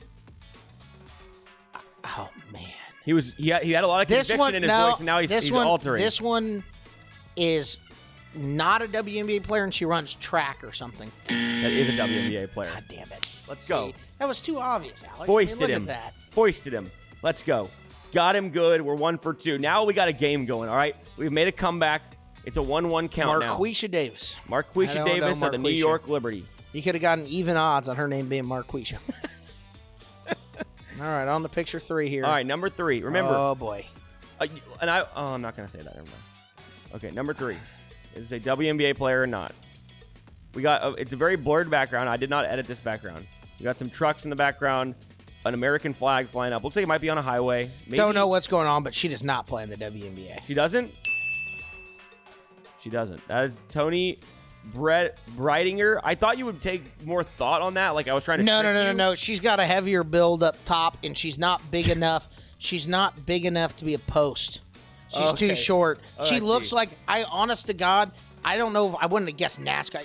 Listen, first of all, show some respect. Not a NASCAR fan here, but people would be like, that bitch doesn't ride, she don't drive NASCAR. Tony Breidinger does not drive NASCAR. She might be NASCAR Truck Series, okay? That's like Division 3. Homegirl ain't up there with... How dare you? Kevin Harvick and, I can't even think any more names. Slowy Logano and... Ross Chastain, the Watermelon Man. How dare God, I'm a you jack say all this girl? trades. She is a NASCAR driver. Yeah, all right? Definitely. The same as all any right, man. Keep it moving. God, I should be 3-0 right here. Should be 3-0. It's a 1-2 count here. Sorry, it's a any it's a bathroom. 2-1 count. So I just know that any bathroom selfie and any room selfie is definitely WNBA player. Look, you tried this logic last week. You were like, I already know everyone's a WNBA player. Everyone's a WNBA player. And the last one was not a WNBA player. I didn't believe that you were flipping a coin last week. I did flip a coin. Yeah.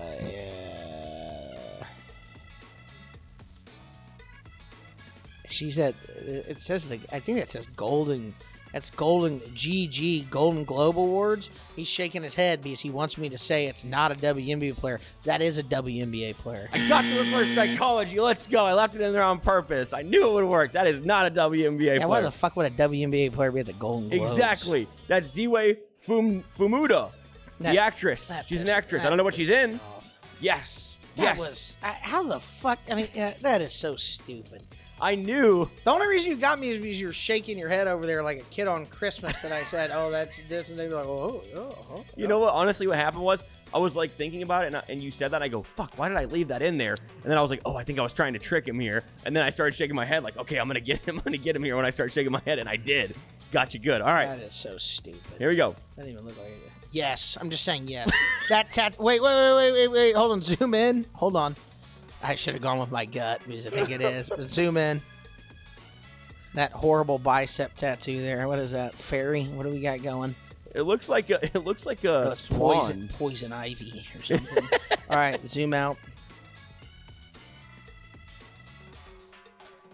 That dude, she looks like a midget. She looks small. That's not a WNBA. That's so player. lame because you said yes and then you switched it. All right, you got it. That's not a WNBA She just, player. it seems like she's like 5 foot tall. Like she, in theory, could be, but like, oh, it's Mel B. Mel from, B, reality TV star. No, she was in. That's a Spice Girl, bro. All It right? is? Show some respect. Oh, Yeah. I looked up. Mel B was I don't know what Spice Girl, but she was in the Spice Girls. The only reason I put her on there is because I typed in reality TV stars and then I found one.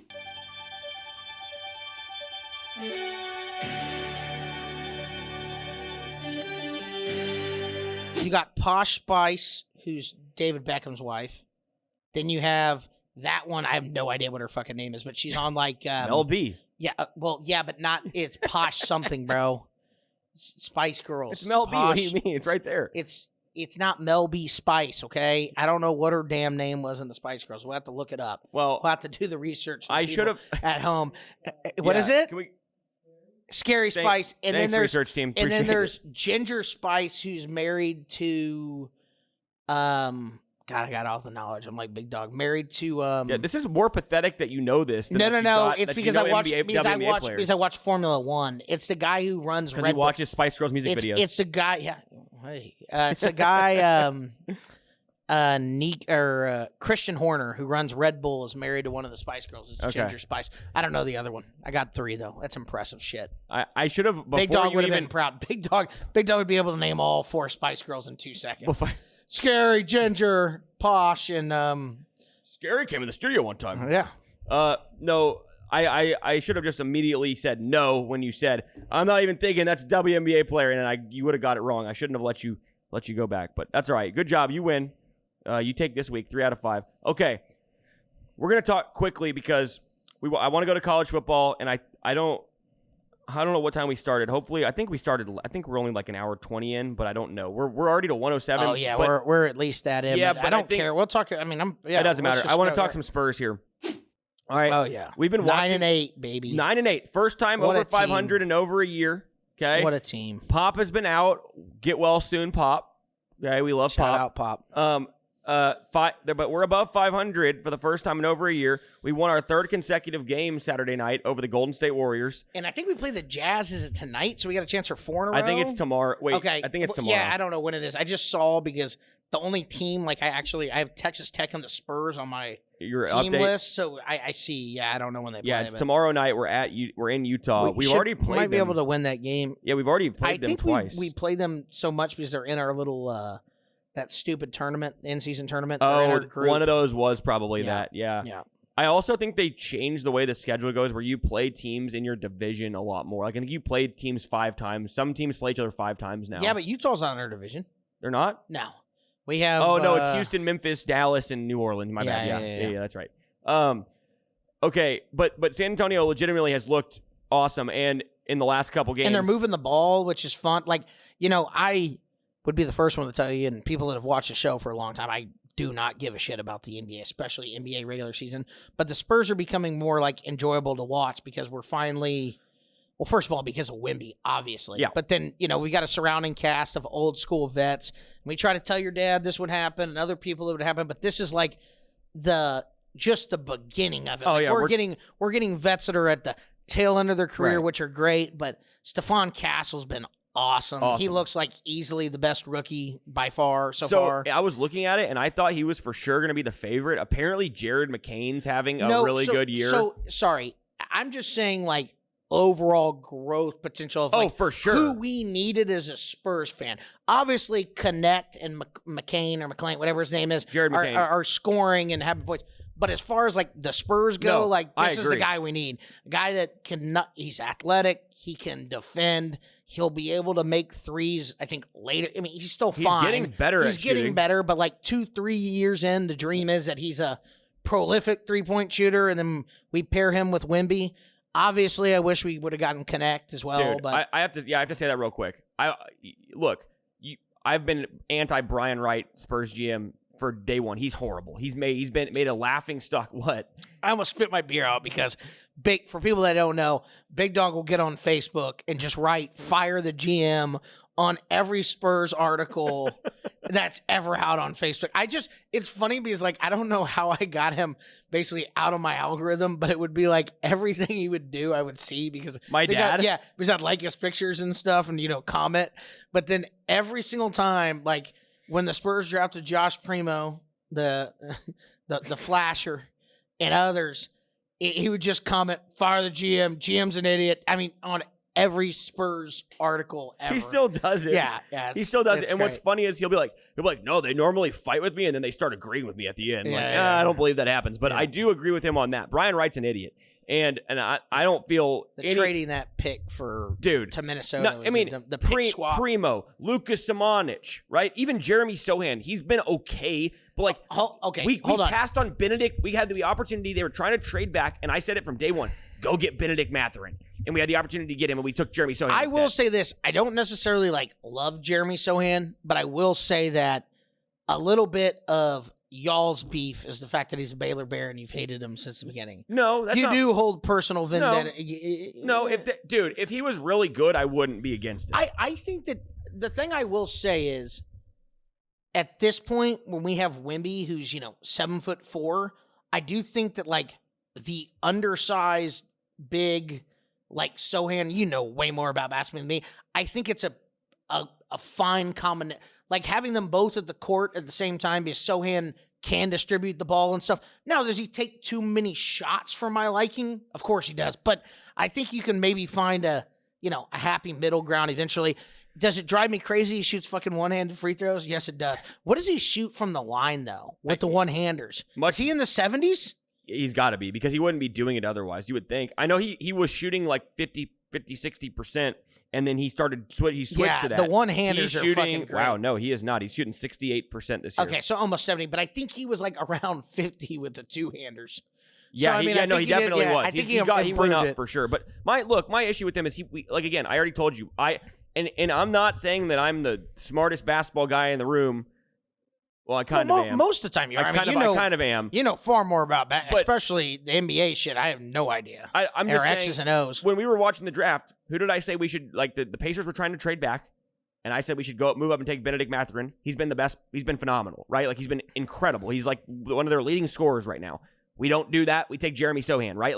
I said this year I wanted to take Stephon Castle 4 and wanted to take Dalton Connect 8. They've been the two of the three best rookies. And we pass on Dalton Connect. We draft another guy who we both like, but we both wanted Connect instead. I don't know how he's been. I haven't looked him up. I have no idea. I was going to ask if he's been playing. For a first-round pick in cash in 2031. That's going to most likely be a bottom 10 pick in the draft other than a top 10 pick. So we gave away an 8th overall pick for maybe 20th or 25th. So the thinking on that, and I 100% agree with you. I think we should have kept the pick and drafted Connect or kept Dillingham. But the one thing I will say, the theory on it, from my understanding that people that follow the NBA a lot, is that Anthony Edwards is going to leave the T-Wolves, and the T-Wolves are fucked because the T-Wolves gave away all those picks for Gobert. They did. And then if Anthony Edwards leaves, which people expect him to leave. I don't think he is going to leave. I have no idea, but people are saying that he is. No idea. I mean, it probably depends on where you can pay the least amount of child support, right? How many kids has he got going right now? And don't get me wrong, I love Anthony Edwards. He's a dog. I'm a big Anthony Edwards guy. But he had, 3 kids last year? Something like that? I think he impregnated 4 different women. Listen. Maybe abortion here or there. I don't know. But if he's going at this kind of rate. Not political here. Yes. If he's going at this kind of rate, okay, we're going to have to set up an estate that, maybe is a little bit more. Maybe you can pay a little less in child support. So Minnesota might be that place. If it is Minnesota, he's doing things right. Brother, have you heard of birth control? I mean, dude, listen. Wrap it up, dude. We're not going to get no. They don't do that. They don't do that. It's no big deal. I mean, it's one thing for it to happen once where the girls poking holes in the thing. To each their own. Though I'll tell you this though: if he comes up with 6 or 7 boys, if he comes out of like 6 or 7 boys out of the 12, ultimately there's going to be at least 12. Okay, he's like on Cromartie pace. It's a historic pace.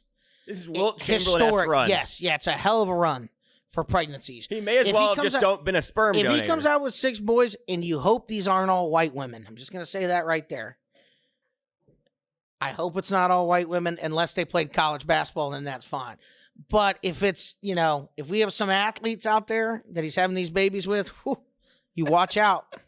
We're going to have some NBA. He might build himself a whole NBA All-Star team with that crew. Damn straight he might. He might. Hey, that's what he's thinking. It's a numbers game. If I get one of the 12 to be an NBA player, I make back all the child support and I still have all the fun, Oh, 1 out of 12 for sure. Yeah. He'll yeah. I mean, I don't know it's a numbers game. It's a numbers game. Yeah. I mean, hopefully he's being smarter than Zion, because that woman that Zion was having relations with that was in the media is like 5'1", 220, and it's like, now that kid will never play in the NBA, but it might be the nastiest nose tackle to ever live. Could be Aaron Donald 2.0 if you get Zion with that. If he has a kid with that woman, it's going to be maybe the greatest nose tackle since Aaron Donald. We're off the rails here, and I love it. This is great. Well, no, you're right. You're right, though. You mentioned NBA. This goes hand in hand. If we're going to talk about the games, we're going to have to talk about the off-the-court issues. There's lots of them, too. Off-the-court issues. And listen, I have no problem with it. I just want, for the record, I do love Anthony Richardson. Richardson. Oh, God. Anthony Edwards. This has gone real bad now. Had a couple beers. Anthony Edwards. Anthony Edwards. Anthony Edwards is your guy. You love Anthony Edwards. I love him. I'm on the record for a long time saying I love That's your guy. Edwards. That's your guy, for sure. No doubt. Now, do you think that Wemby should follow in his footsteps and start spewing out kids left and right and try to have a couple, NBA, WNBA players? Because, I mean, the French national team could get real good real quick in about 18 years, and they're already going to be good in the next, they say the next Olympics are going to be, we got all our elite guys aging out, and France is just getting younger and better. Yeah, it'll be interesting. With how good we think Wemby's going to be, who knows if we keep winning that gold, but yeah. But back to the Spurs for just a quick second, because that was much more entertaining. Wemby has been phenomenal the last 5 games, and we know, obviously we know this, right? But at the beginning of the year, we were watching, we were like, there's something wrong with him. I heard he was sick one of those games. I'm wondering if he had a bad version of the flu or COVID, because if you remove those first 4 games, he's been really, really good, and he's gotten better and better. Dude, the last 5 games, he's putting up numbers that you would see from an MVP candidate. He's averaging 32.5 points, 11.5 rebounds, 4.5 assists, 3.5 blocks, a steal. He's shooting 54% from the field, 46% from 3, and 66.5% effective field goal percentage. He's also, by the way, nearly a 90% free throw shooter on the year. And he's not shooting, when he's shooting this in the last 5 games at 46% from 3, he's not taking 3-4 threes a game. He's taking 13, 14 threes a game. He's averaging making 6 threes a game over the last 5. So the way he's played on the last 5 games, if that continues, which kind of mirrors the end of last year, it mirrors a better version of the end of last year, he will be in the MVP talk this year. He won't win it. Probably 3rd or 4th in MVP voting. And it depends on the Spurs. If the Spurs have a winning record, he'll be in the legitimate conversation. He will win Defensive Player of the Year. I want to say one thing, and you can touch on this too, but I think Wemby, this is my hot take of the day, Wemby should win Defensive Player of the Year every single year for the next decade. And if they don't give it to him, they're only doing it on purpose because they don't want to give it to the same guy every year. I have never seen a guy with a bigger defensive impact in my entire life. I am watching. Oh, yeah, no, for sure. He really should have won it last year. It was a disgrace that they gave it to that Frenchman. On the record, everybody was like, no, he should win. I mean, it shouldn't be old. Legitimately, there are guys who drive in there and then just leave. They drive and then they see him and they leave. They go out of the paint. They will not shoot the ball when he's in the vicinity. And it's crazy, too, if he does go for a block and he's far away, anything inside of the three-point line, if he's inside the three-point line, doesn't matter where they are, he has a legitimate chance to go get it. He had a block at the end of the game against the Warriors that was just unbelievable in transition. That really was a huge play in the game, came right back down and banged a 3. It's funny, people like to hate on Wemby, I guess because he shoots a lot of threes and stuff. I'm just saying, he's going to be a multi-time MVP. we're going to win multiple championships unless Brian Wright fucks it up, which he very well could. I hope that Pop, this is my dream, that Pop comes on his own terms back, coaches a few games, whatever. He personally fires Brian Wright and takes over as GM and stays in the front I would office. love that. I would That's love what that. we need. I would love that. I mean, he basically had a hostile takeover as the head coach. Damn and straight won he all the did. championships. So then you say, Let's do no, the same thing. sorry, Brian, I'm the GM again. You pat him on the back, send him on his way, and go wherever he wants. I mean, what has Brian Wright done? See, that's the whole thing. You know, Brian Wright wanted Reed Shepard. That's who he wanted to draft this year. Yeah. And he got taken 3, so we were forced to take Castle. Yeah. Had we picked 3, we would have taken Reed Shepard and not Stephon Castle. Yeah. So I want everybody to remember that. Shout out Reed Shepard. Love to Reed. Well, he's too, not but playing very well. No, I'm just saying. All right, there's something that I like Reed, but Why isn't he playing well? Reed Yeah. probably not in the right environment. Fit in better. I think he grew up in the wrong environment. No, please. Guy's a hell of a ball player. But I'm glad we got Castle, honestly. Yeah. So Okay. You want to move on from the Spurs? yeah. All right. That's all right. Yes, Let's go to college football. We're getting close. We're almost done here. All right. So going into Saturday for college football, Now it's just a clusterfuck. we thought, here we go. We got all these teams fighting for 12 spots, right? Like there's going to be a bunch of teams getting left out. Like, how is this going to work? Who's going to get in? Who's going to be left out? How many SEC teams are they going to put in, right? Like, what happens if Indiana loses? All these questions. And literally, like it always does, or almost always does, it basically worked itself out in the sense that, like, there's no, at least at this point now, whoever does get left out has no argument. Like, you can't be upset when you've got 2-3 losses and you're really like going in. Okay, fine. You have SEC teams fighting for 2 spots. Maybe there's a way you have guys with teams with legitimate beasts. The way it played out, and so we'll start with this. The way it played out, we had a bunch of big upsets. Obviously, we'll start in the SEC, but 3 top 15 SEC teams went down on the road. Number 7 Alabama goes down to Oklahoma in Norman. got smoked. Won a close game. 24-3, and I'm gonna come back to that real quick. They were a 21.5 point favorite, right? No. Oh, Alabama? Yeah. 14.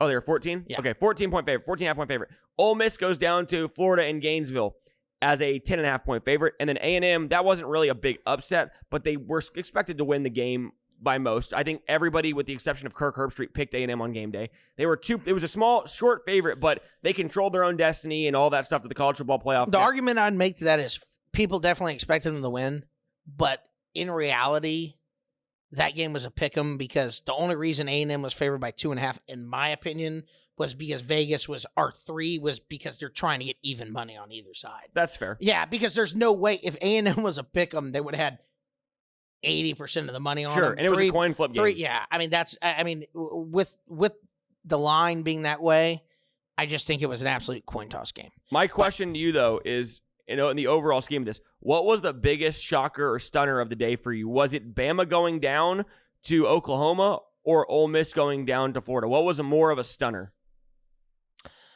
I would say Bama, although Oklahoma has played way better football. Florida is just, I even touched on, I think when we were talking on the Pick'em show, I said that I thought Ole Miss would win the game, but I thought by like maybe I just thought it was going to be a close game.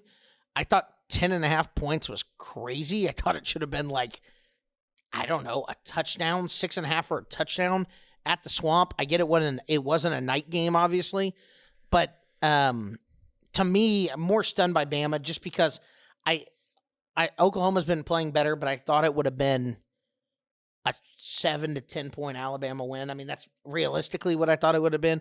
Obviously, you have a phantom touchdown call back at 21-3. Who knows if that makes that big of an impact on the game? The way they looked, probably not. Yeah. Josh Pate or whatever his name was going off about saying what we've been saying for years. Basically, it's like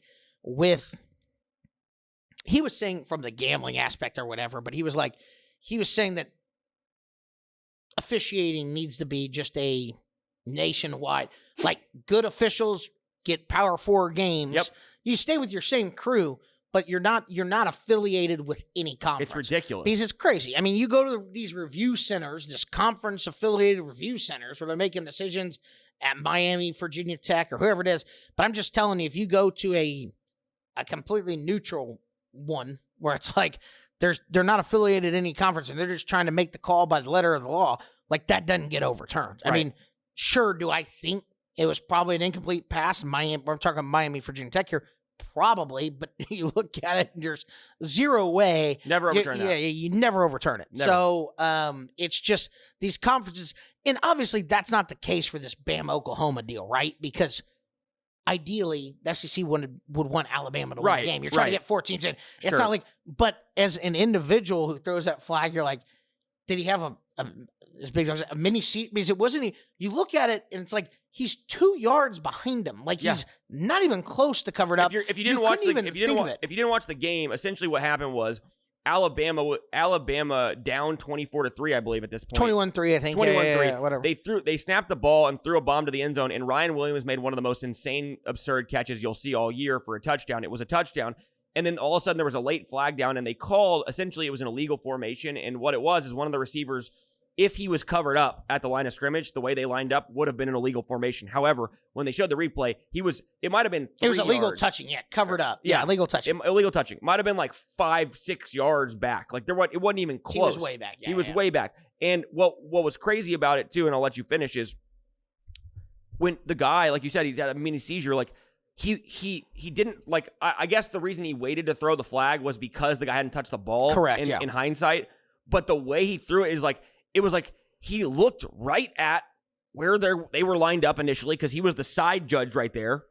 He then saw the guy touch it and threw the flag, and it's not like, oh, I saw the wrong receiver. There were 3 receivers there, and not one of them were covered up, right? So it just didn't make any sense. It was like, does he have money on the game? Like, that's what it looked like. I'm serious. So that's what Pate was saying, in the sense, he goes, it's just from a standpoint, he goes, it's hilarious, and we've touched on these points before, but he goes, that coaches have to talk to the media.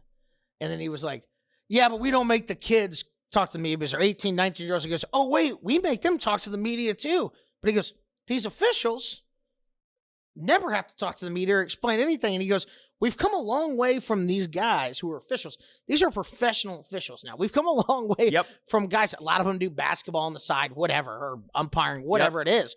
He's like, these are professional officials. He's like, it's not like you used to work at your dad's fertilizer plant in Mississippi and you're also official on the side. Like, oh yeah, I'm reffing Auburn. I'm reffing Auburn, Alabama this week, whatever, or Alabama, Oklahoma on the side to make a few extra bucks. It's like, this is what these guys do, and no one can talk to them. No one knows who they are. No, they never have to answer for flags. They don't even release who the officiating crews are in a lot of college football games until like an hour before the game. Yeah. Like, there's a Twitter feed that's called Officials, like officiating something, and they release, like, they'll tweet out who it is, because they get the information from wherever it's released, and they don't know even till like an hour before. They don't want anybody to know who's officiating what game.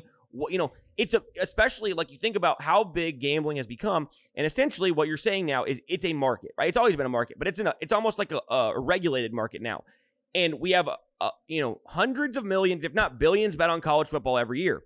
And yet we don't have a free flow of information on officials. We don't have a free flow of information on injuries, right? We don't have a free flow of information on anything inside these organizations the way we do in the NFL. Not that the NFL has the officiating. They have the same officiating problem as colleges, but I completely agree with everything you're saying. It's like, I mean, how do we have officials who, like I said this when we were watching the game live, the guy who threw that flag, that guy, like, that would be like, in like comparing it to like a football, that would be like, throwing the ball straight to the other team intentionally for an interception. Yeah. Like, it was that bad of a missed call that, like, you cannot possibly, that be your job, and you do that. Like, it just doesn't happen. Yeah. And so, like, to me, that guy right there, why is he continuing to officiate? Like, there's no penalty. There's no accountability. So if he, essentially, I'm not saying this is happening, but if they want to, they can rig the game. John Gruden said we should shoot him. That was one of the funniest hero. things I've heard recently. Oh, these fish, just shoot them. I was like, that's a great take. That's what Chip will say in the back. He'll be like, God, Chip's the absolute best on that.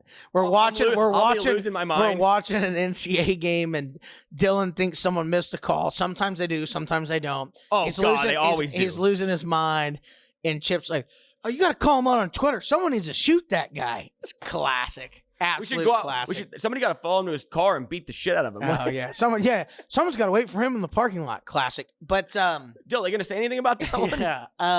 My favorite.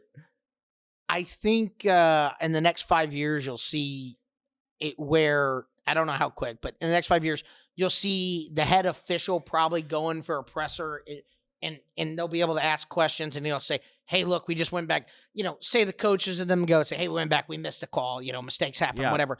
But the one thing that I don't understand, and this will happen the next 3, 4, 5 years as well, is you will see that flag was thrown after the guy caught a touchdown. You will see now that your expedited reviews will say, now you can't challenge flags, but expedited reviews could say, hey, he wasn't covered up. That flag had no impact on the play. It's a touchdown.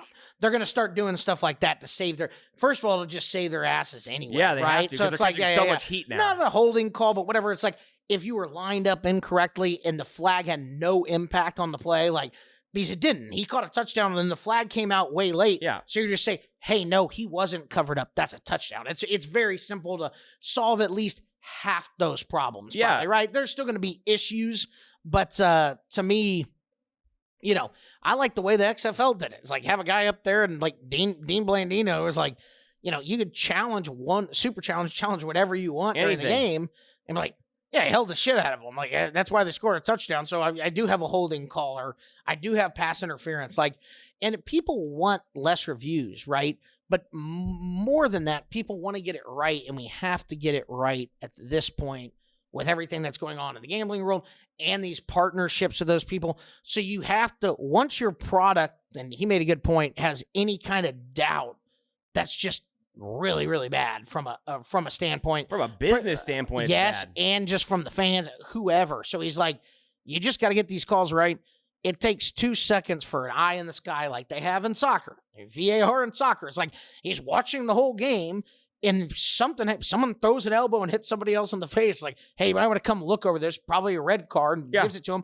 Or when someone scores a goal, it's like, let me look at it real quick. Watch the replay and be like, no one was offsides. Good goal. Like it takes, most of the time it actually doesn't even take any time at all, really, except for weird instances where you're checking a penalty kick or whatever it may be. But I get they got to figure out something. Like XFL had it right. They did. And I get the idea, like in basketball, you look at it and it's like, okay, they'll review things.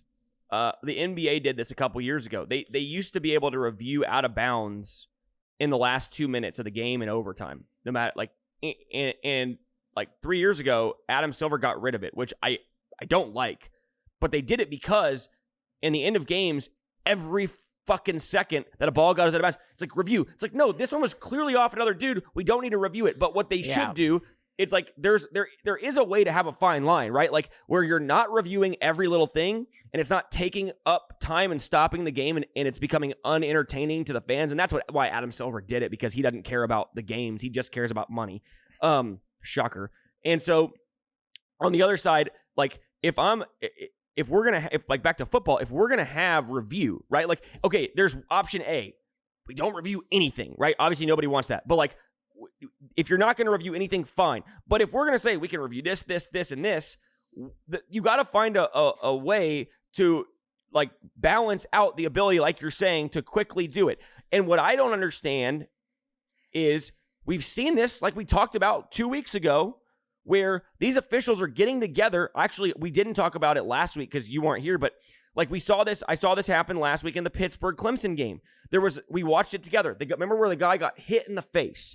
Oh, yeah. And they didn't call the flag. Yeah. And then there was an argument, and there was 5 minutes to go by, and a stoppage. And then they're like, after discussion. After looking at the video board, right. He got the shit hit out of him. He got knocked out. And it's like, if we're doing that already, like without being able to do it, why not just institute something? And instead of having everybody complain, it's like you look at the Texas flag earlier with Alabama, same thing. Okay, no, he didn't do that. Boom, we're done. We're moving on. It's next play. Yeah, easy, simple, quick, done. It's weird because the NBA and college, I have the same feeling where it comes to basketball, where it's like I watched a little bit of that UCF LSU game, which was wild to win 3 overtimes. But yeah, once you get under 2 minutes, every ball that goes out of bounds, like go look at, and they Yeah. looked at stuff 3 different times. I think you just have the quick fixes, and maybe we don't get everything right this way, but it's like you throw out, like in college football, because there really is no challenges anyway, right? I mean, you can challenge, but the booth always blows down anyway, right? So it's like you have an eye in the sky in the booth, and it's like if something is clear and obvious, like, oh, they misspotted that ball by a yard, move them back and just get it done and keep going, right? Yep. At NBA, I don't know what the solution is for that, because I agree. I hate that they get calls wrong late in the game, but I hated every tip ball that they would go look at. Annoying. It'd be like 10 minutes in reviews the last 30 seconds of the game. And again, like it's slowing. And I honestly, in going back to it, we've had this whole conversation, we move on before, but it's like spirit of the game deal where it's like baseball. When they implemented review, the idea wasn't like some guy would go into the bag and he would be completely safe, but for one split second, his foot pops up and he's holding the tag on him, and now he's out. Like that's why there's a lot of baseball purists who are like, this is bullshit. We don't want this, because it's that dumb in the sense that it's like.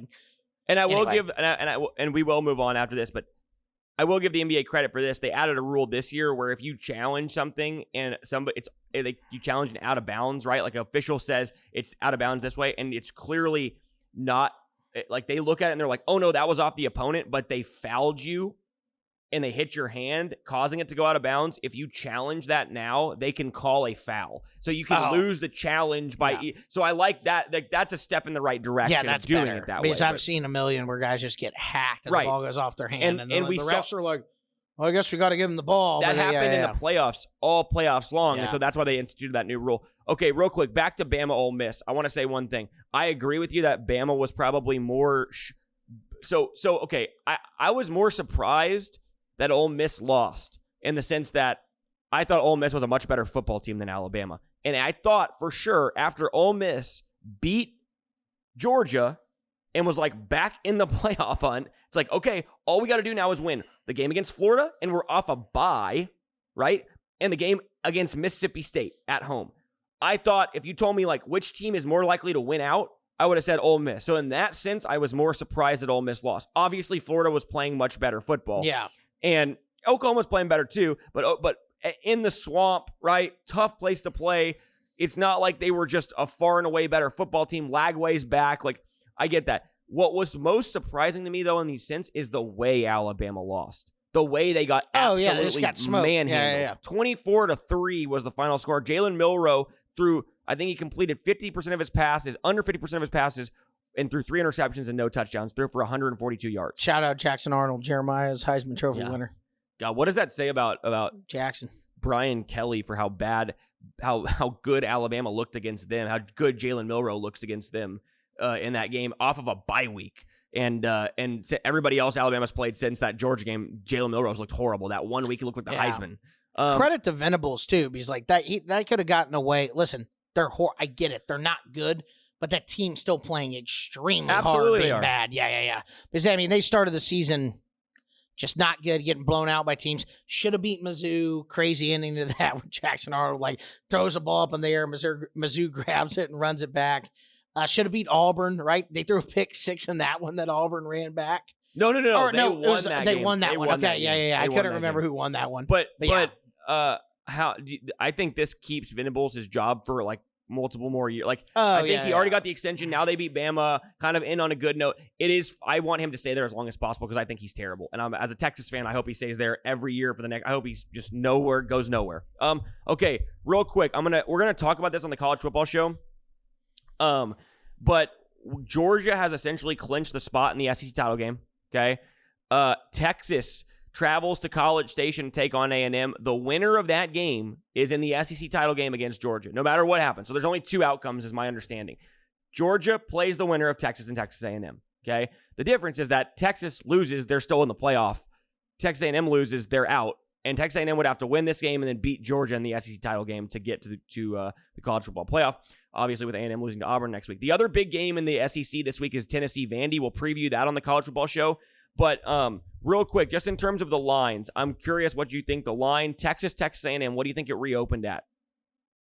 I originally said like 5, but it's probably after A&M lost like at, I'll say 6.5. I'm just checking it now. It opened 6. It is currently 6. That's So it opened 6 and it's sitting 6. And I think part of that is how Texas looked against Kentucky with Quinn Ewers playing. Your boy Quinn Ewers playing so fucking good. Great quarterback. Oh, yeah, great quarterback. 10-1. Tennessee at Vanderbilt. What's the line? I saw this one was 10.5 or something. 12. I was scrolling through. Oh, unless it moved this morning. I just saw on ESPN. It might be 10 now. No idea. 10 makes a lot more sense because I was looking at that and I was like, how does that make any sense? 10, LSU was I still think 10's too many. I thought that line would be 7.5. Yeah, well, it should be. You look at it like Tennessee or this week. What was LSU was 8.5 at home against Vandy, so they're 5.5 on a neutral. This line is saying 12.5 is saying Tennessee's 15.5 on a neutral. That means you're saying Tennessee. Well, we might as well call that game a neutral site game, though. But there'll be more volunteer fans than Vandy fans there. Yeah, I guess they give them a 1.5, right? Yeah. If anything, but yeah, they're playing at their home facility. But yeah, there's going to be no home field advantage. What do you think Alabama Auburn in Tuscaloosa is? Alabama and Auburn in Tuscaloosa has got to be. I'm going to say I haven't seen that one, but I'm going to guess. Just over, I'm going to say 11. 11.5. Okay. Pretty good. I just thought it would be just over 10, but I don't think we were getting a rivalry game. I don't think you're getting 13 or 14. Yeah. So. Yeah. Okay, last thing I want to touch on. We just talked about the SEC. And again, we'll go through a lot of this stuff more in depth on the college football show on Wednesday, the scenarios and all of that and the big game breakdowns with Michelle coming on the show. Make sure, again, to like and subscribe. Check out that college football show. Check out our Patreon, all that stuff. But real quick, touching on the Big 12, Colorado goes down to Kansas. That was another big one. And they were dominated in the game in the trenches. Kansas outgained them by 213 yards, 522 to 309. They outgained them by 2.6 yards per play. Mauled in the trenches on both sides of the ball. Kansas ran it 55 times for 333 yards and 4 touchdowns. Devin Neal had 37 carries for 207 and 3 touchdowns. On the other side, Colorado ran it 12 times for 43 yards. Colorado going down makes this interesting. We talked earlier about ASU beating BYU. I was looking at this, and I just wanted to mention this to you because it's really interesting. Apparently, there's still a way where if Arizona State wins, where if Arizona State and Iowa State both win, they don't play for the Big 12 title game. So it's weird. If it's a 4-way tie, Arizona State plays Iowa State. Meaning, if Colorado, Arizona State, Iowa State, and BYU all win this week, because they're currently in a 4-way tie, then it would be. Then essentially it is like, okay, we control our own destiny, right? But for some weird reason, and I have to confirm this, but I was reading an article that was breaking it down. If BYU were to get upset and it would turn into a 3-way tie, for some reason, them dropping out, it would be Colorado and Arizona State, and Iowa State would not go. Huh. Weirdly enough. I don't know why that is. Now, all these tiebreakers are crazy. BYU plays Houston at home at night in Provo. So unlikely they're going to lose that game. So more than likely then we have a scenario where Arizona State and Iowa State both win and they're in. And I want your take on that game.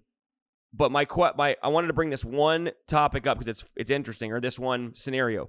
I was kind of mentioning it to you last night. I know you were kind of looking at your phone and we weren't really I wasn't really breaking it down in depth, but there is a scenario legitimately where if Colorado wins this game this week, they have 3 losses. Okay? Let's say Colorado wins this game against, they're playing Oklahoma State at home. Yeah. They play, let's say they get into the Big 12, whatever way, they get in the Big 12 championship game. They win. They win the Big 12 title game. They finish with 3 losses on their resume. Okay? They are projected to drop to around 24 or 25 in the rankings in college football rankings. Okay? Tulane and Boise State are both leading their conferences, and Army, all 3 of them. Probably all 3, definitely Tulane and Boise will be ranked ahead of Colorado going into this week. Boise wins out, they're in. The college football playoff does not differentiate conferences when they say conference champions. The first 4 byes are the top 4 conference champions, top 4 ranked conference champions. It does not have to be a Power 4 conference. The 12 seed is the 5th highest ranked conference champion. Doesn't have to be a Power 4 conference. There is a theoretical scenario, and I want to know if you think they would do this, where if Tulane wins out and Boise wins out and Colorado wins the Big 12, Colorado still does not go to the playoff with 3 losses. Do you think that is a legitimate possibility? Do you think that the committee, if those teams won out, if Tulane won out, beats Memphis this week, beats Army in the championship game thoroughly, Boise wins out, Do you think Colorado, if they won the Big 12, would get in the playoff? Yes, only because it's Colorado. I don't necessarily think they would deserve to, but they're absolutely going to put Colorado ahead of Tulane. You think so? A 2-loss Tulane, yeah. You think they would do Tulane it? has 2 losses, correct? Yep. Oklahoma and who? Oklahoma and Kansas State. Yeah, I'm just telling you, they would. The committee would. They'd be like, "Hey, Colorado," for viewing for just straight money purposes and whatever else. They'd put Colorado in there. I don't. Now, obviously, it's a long shot that this all happens. Obviously, Sure. But yeah, I think they'd put Colorado in. A 3-loss Colorado against would get in over Tulane, in my opinion. I would say you're probably right. I hope that I'm wrong. I hope you're wrong. Because the win against, say it's Arizona State, right? They'd be ranked what? What's Arizona State going to be ranked if they beat them? They're 21 this week, so they're probably going to be like 15. Yeah, a win over them would put them. But they're going to beat. But Army's still going to be ranked. Yeah, they're going to beat Army. The problem with that is Army just lost by a gazillion. But you Notre think Dame. so you think like Tulane? I think after this week will probably be like 18 or 17. You really think they're going to jump them like 7 or 8, 6 or 7 spots just from that? Like I said, I don't think it's right, but yes, you think they will just do it? Yes. You're probably right. You're probably right. It would set a real bad precedent too, as far as the way this conference champions go, that the Big 12 just gets completely left out. All hell would break loose with that. Like if I get that Colorado has 3 losses to the 2, but I mean to say, because it is a Power 4 conference, it's not. I get that it's not an elite conference, but they're still playing tougher competition than fucking Tulane. So it's like, yeah. I think that's what will happen. Now, if you're actually comparing resumes, Tulane lost to Oklahoma, has been playing better. Kansas State. They lost to Kansas State, who's pretty good. Who Colorado also lost to. I completely get it. I'm just saying, I don't think it'll happen. I think Colorado will ultimately get in. You're probably right. I'm looking at their schedule. Like they did beat the living shit out of Navy 35-0, but like they don't have any big wins. Their only good wins would be Navy and then Navy, Memphis, and Army. They'd be the only good wins. So. Now, Memphis is 9-2. We don't even know if Tulane's going to beat them, but it's just interesting to think about. Do you think Arizona State and Iowa State both win this week? Iowa State plays Kansas State at home, and Arizona State plays at Arizona. Yeah, I'd say they both win. Iowa State's going to be a pretty tough game, but they should win. Kansas State could beat Iowa State for sure if they play well, but yeah, I would say Iowa State at home. I hope that just Arizona State and Iowa State both win.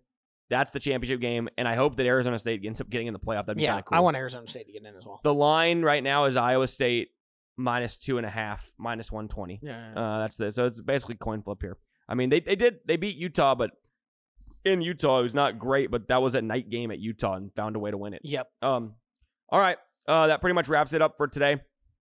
We probably went a little bit long, but we had a lot of stuff to cover from this week. So hope you guys enjoyed the show. As I said, make sure to like and subscribe. Check out our Patreon, support the channel, $5 a month. Simple, easy. You pay us $5 a month, keeps the show ad-free, helps us keep our equipment up around here, helps us, get some new guests on, goes into our little fun for getting guests on, like Michelle, who comes on Wednesday. Check out that college football show coming out Wednesday. Michelle will be on. We'll be talking everything college football, all playoff scenarios in depth, all the big game breakdowns. Texas at Texas A&M a couple days after Thanksgiving. Make sure... check out all of our social media. Follow me on social media at Dylan Leak. And check out my website if you want some free sports betting picks. We'll have our best bets on there. Had a little bit of a down week. I went 2-2.